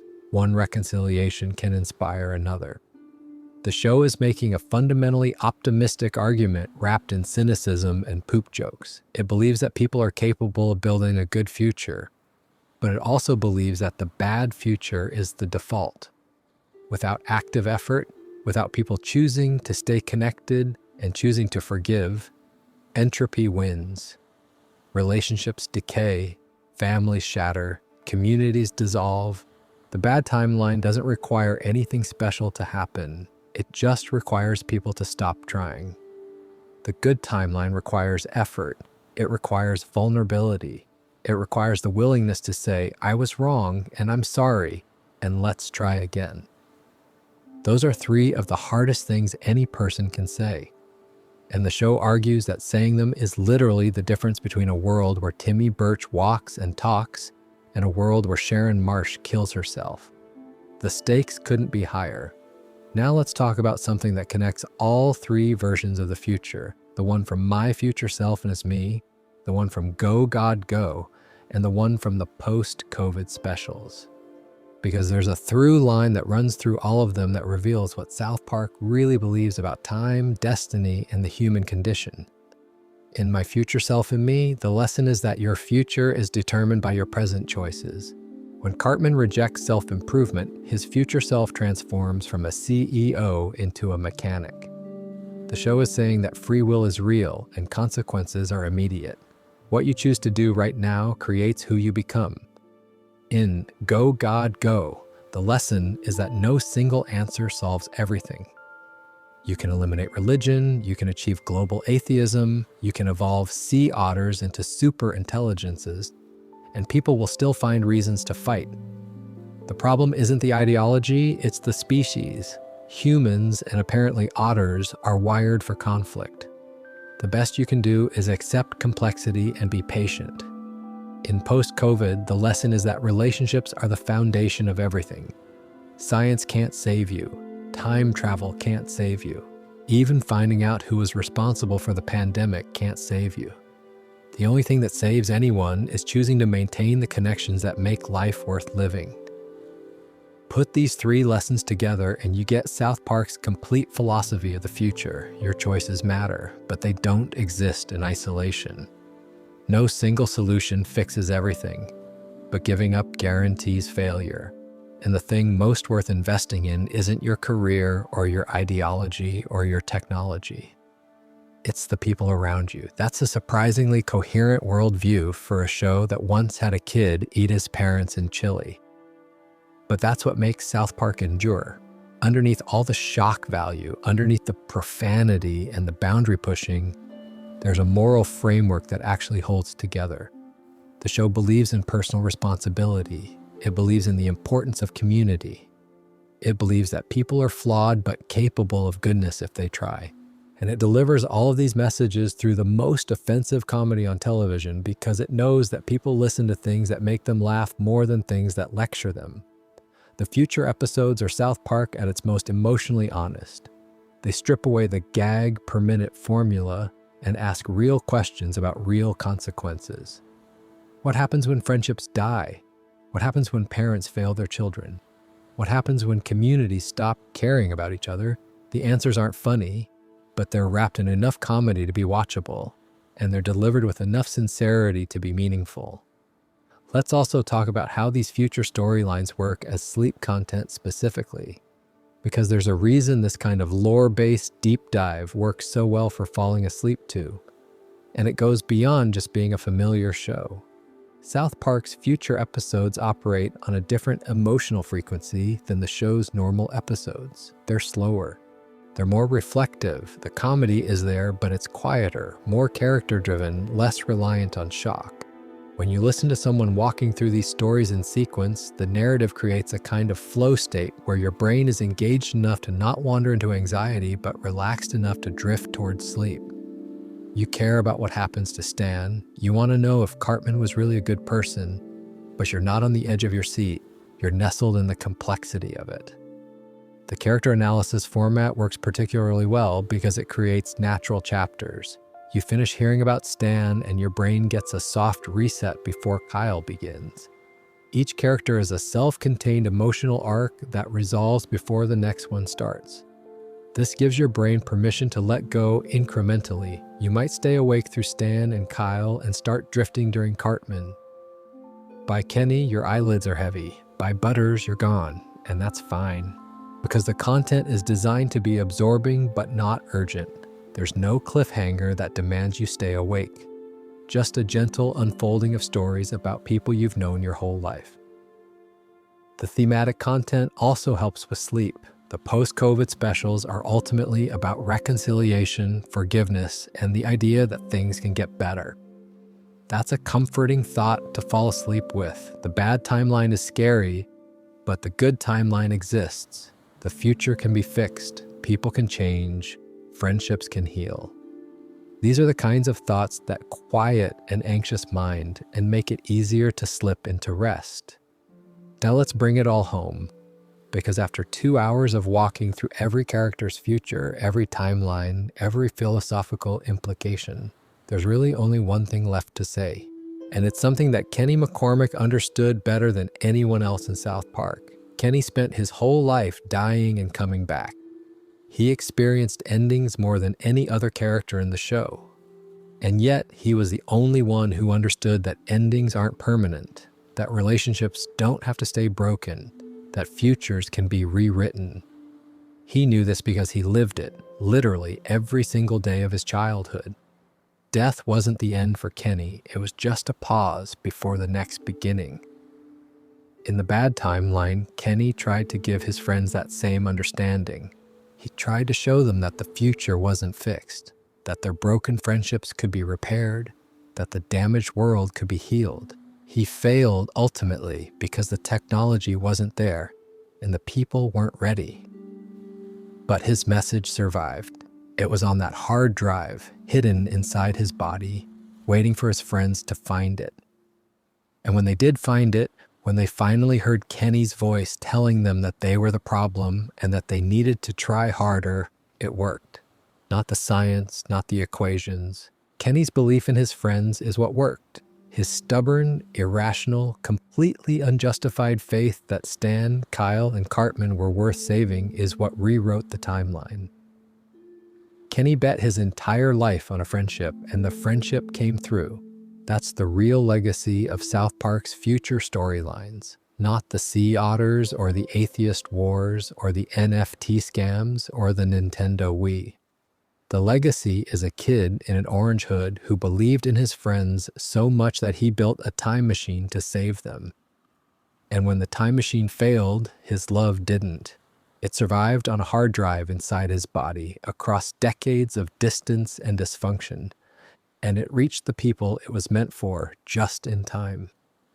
The future of South Park is uncertain. There might be more specials, more timelines, more versions of what happens to these characters.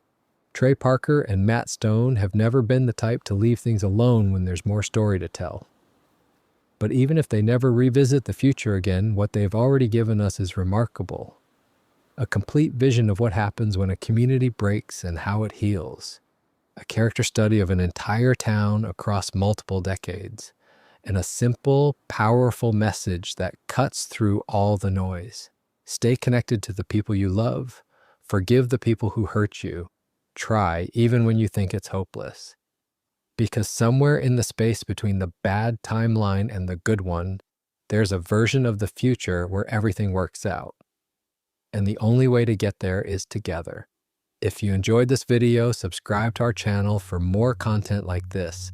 And if you're still awake, which honestly would be impressive at this point, remember what the show told us. Weed can't solve all of your problems, but Tegrity can. Good night.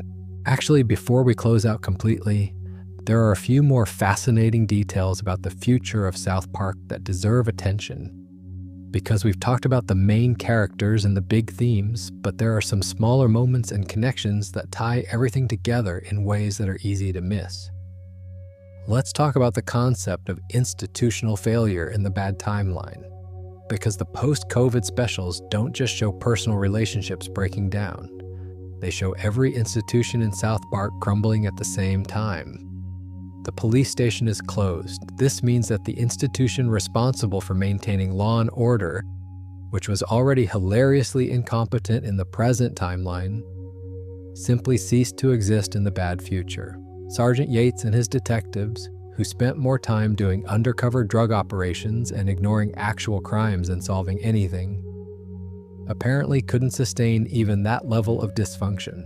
When there's no community to protect, there's no need for community protection. The school expanded into South Park Elementary Plus, but the education it provides is clearly different. PC principal is still there, still enforcing his rigid interpretation of social norms, but the school is now being used as an emergency shelter rather than a place of learning.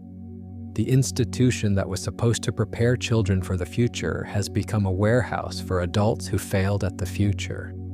There's a deep irony in former fourth graders returning to their elementary school as middle-aged adults and being told to go to bed by the same principal who couldn't manage them as children.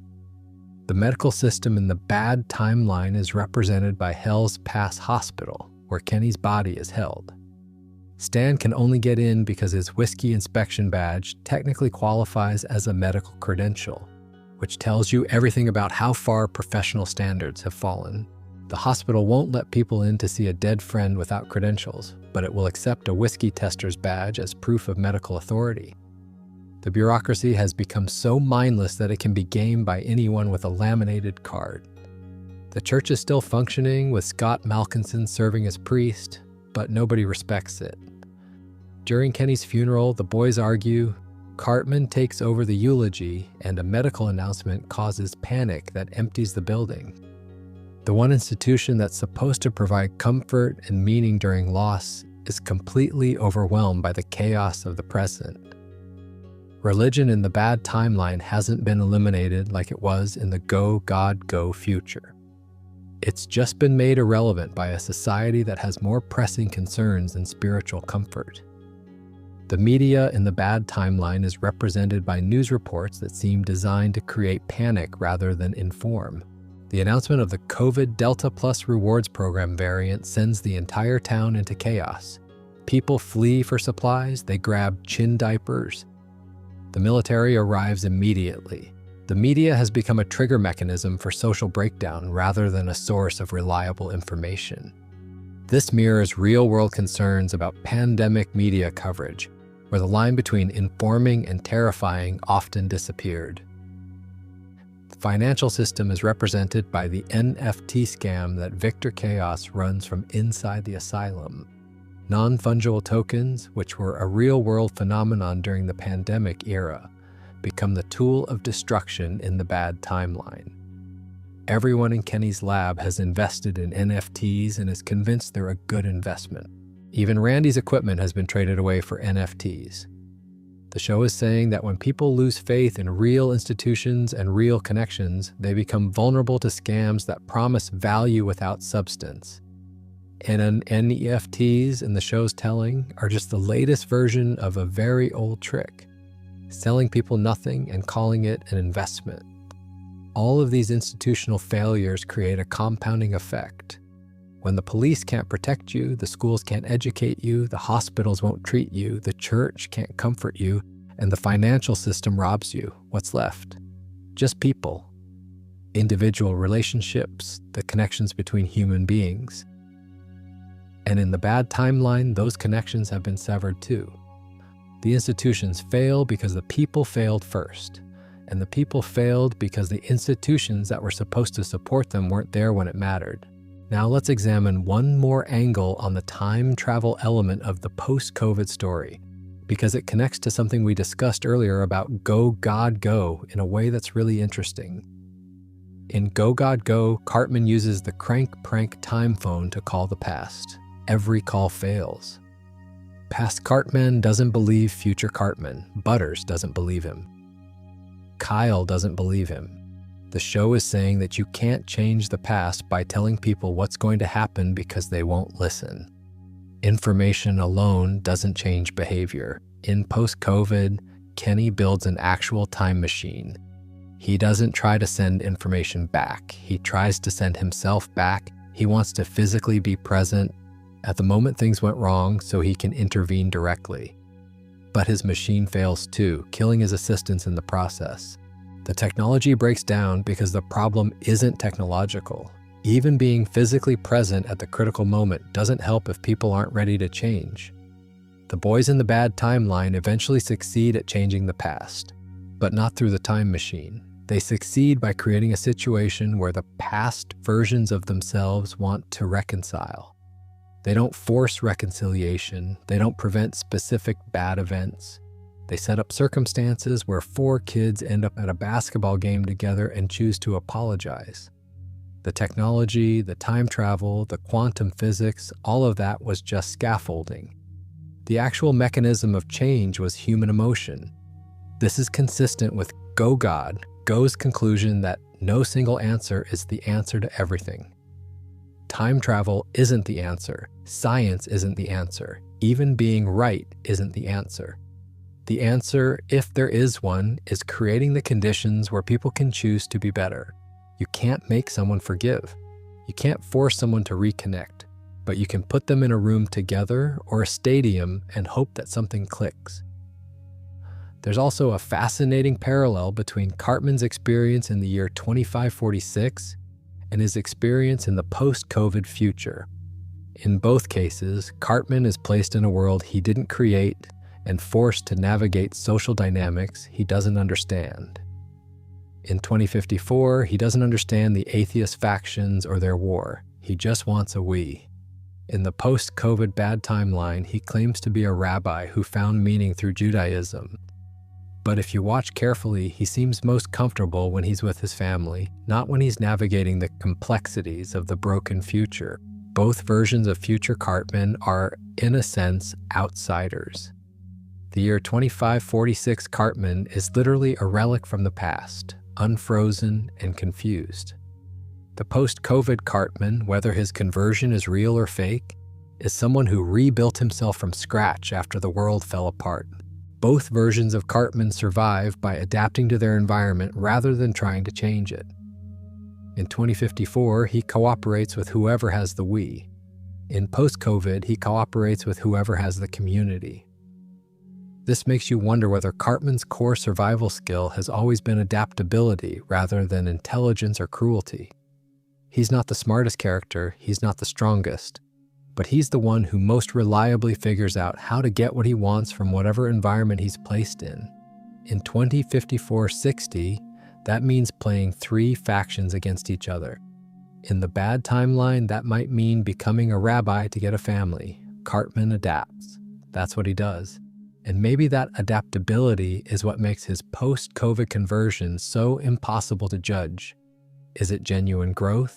Or is it Cartman adapting to a broken world the same way he adapted to the atheist wars? The show loves this question too much to ever answer it. One last thought about the futures of South Park before we truly wrap up. The show has been on the air for nearly 30 years now. The children at the center of the story have been 9 and 10 years old for decades. They don't age, they don't graduate, they don't grow up in real time. The future specials and episodes are the only windows we get into who these characters become. And because of that, they carry enormous weight. They're not just fun what-if scenarios. They're the show's definitive statement about the meaning of its own characters. When Trey Parker and Matt Stone decided to show us adult Stan as an alcoholic whiskey consultant, they were telling us something about Stan that goes beyond a single special. They were telling us what Stan's personality, taken to its logical extreme without intervention, becomes. When they made Kenny a Nobel Prize-winning scientist, they were telling us that the kid who dies over and over has more depth and more purpose than anyone ever gave him credit for. When they made Butters into Victor Chaos, they were making an irreversible statement about the consequences of the neglect Butters experiences in the present timeline. These futures aren't just stories, they're verdicts. They're the show's final word on who these people really are underneath the jokes and the adventures and the weekly reset button. And the fact that the show gave us 2 versions, a bad one and a good one, isn't just clever storytelling, it's mercy. It's the show saying that the verdict isn't final, that even the worst outcomes can be reversed, that nobody is beyond saving except maybe Cartman, and even that's debatable. South Park has always been underestimated.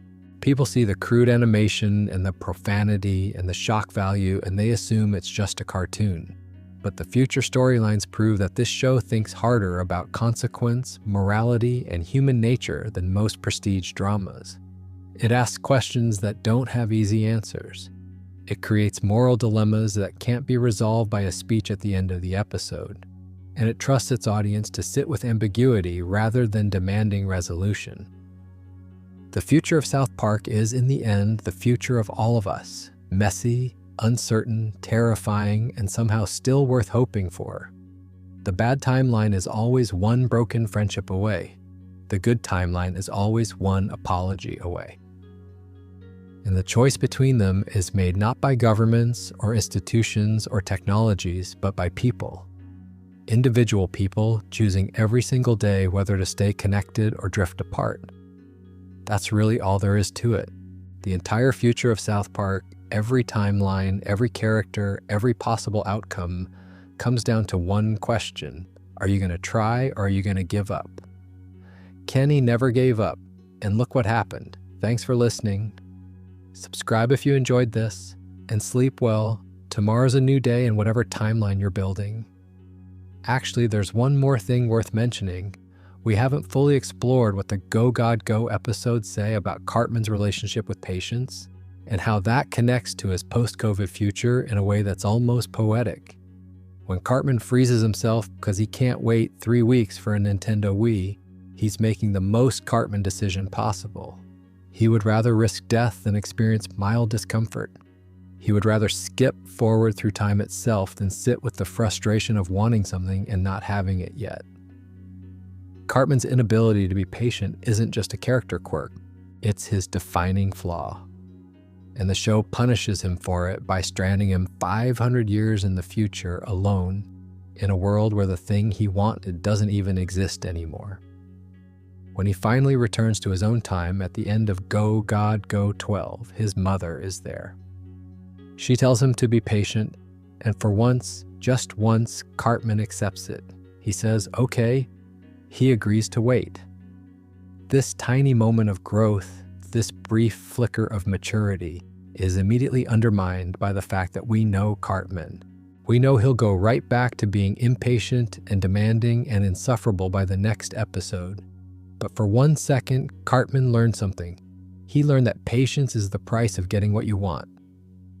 Now think about Rabbi Cartman in the post-COVID bad timeline. This is a man who apparently spent 40 years being patient. He studied Torah, he raised children, he built a marriage, he joined a community. He went through the slow, difficult process of becoming someone entirely different from who he was. If this is real, then Cartman finally learned the lesson that the Go God Go future tried to teach him. He learned to wait, he learned to endure. He learned that the things worth having, family, faith, love, don't come from shortcuts or schemes or freezing yourself in the mountains. They come from patience.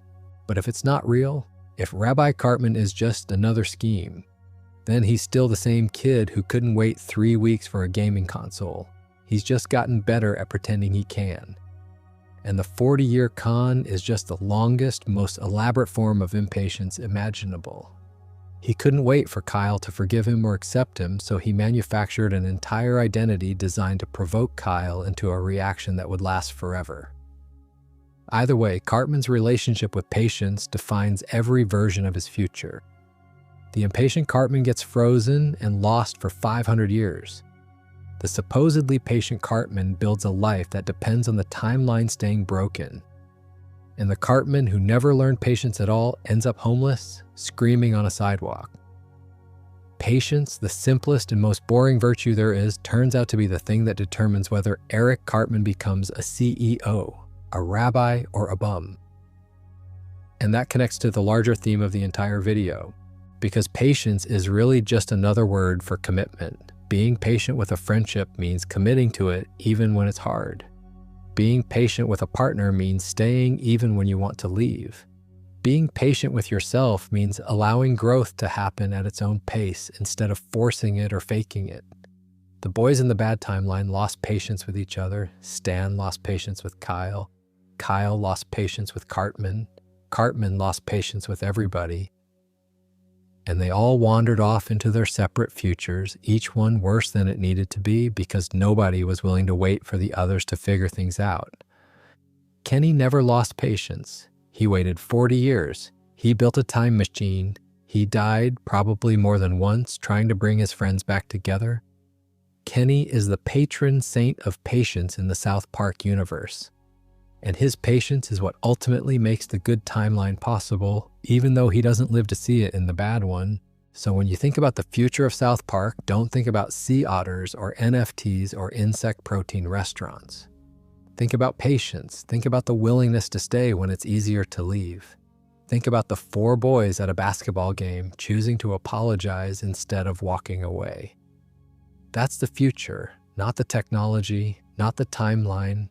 Just people being patient with each other one day at a time. And on that note, for real this time, good night. Wherever you are, whatever timeline you're living in, I hope it's a good one. And if it's not, remember, it only takes 1 basketball game to change everything. Sweet dreams. If you made it this far and you're somehow still conscious, you're basically Kenny. You refuse to give up. And honestly, the world needs more of that. Hit that subscribe button, leave a comment about which character's future surprised you the most, and share this with someone who loves South Park as much as you do. Because if there's one thing this video taught us, it's that staying connected to the people who matter is the most important thing you can do. Not just in South Park, in real life too. Thanks for spending these 2 hours with us. We'll see you in the next one. And remember, no single answer is the answer to everything. but showing up for the people you care about comes pretty close.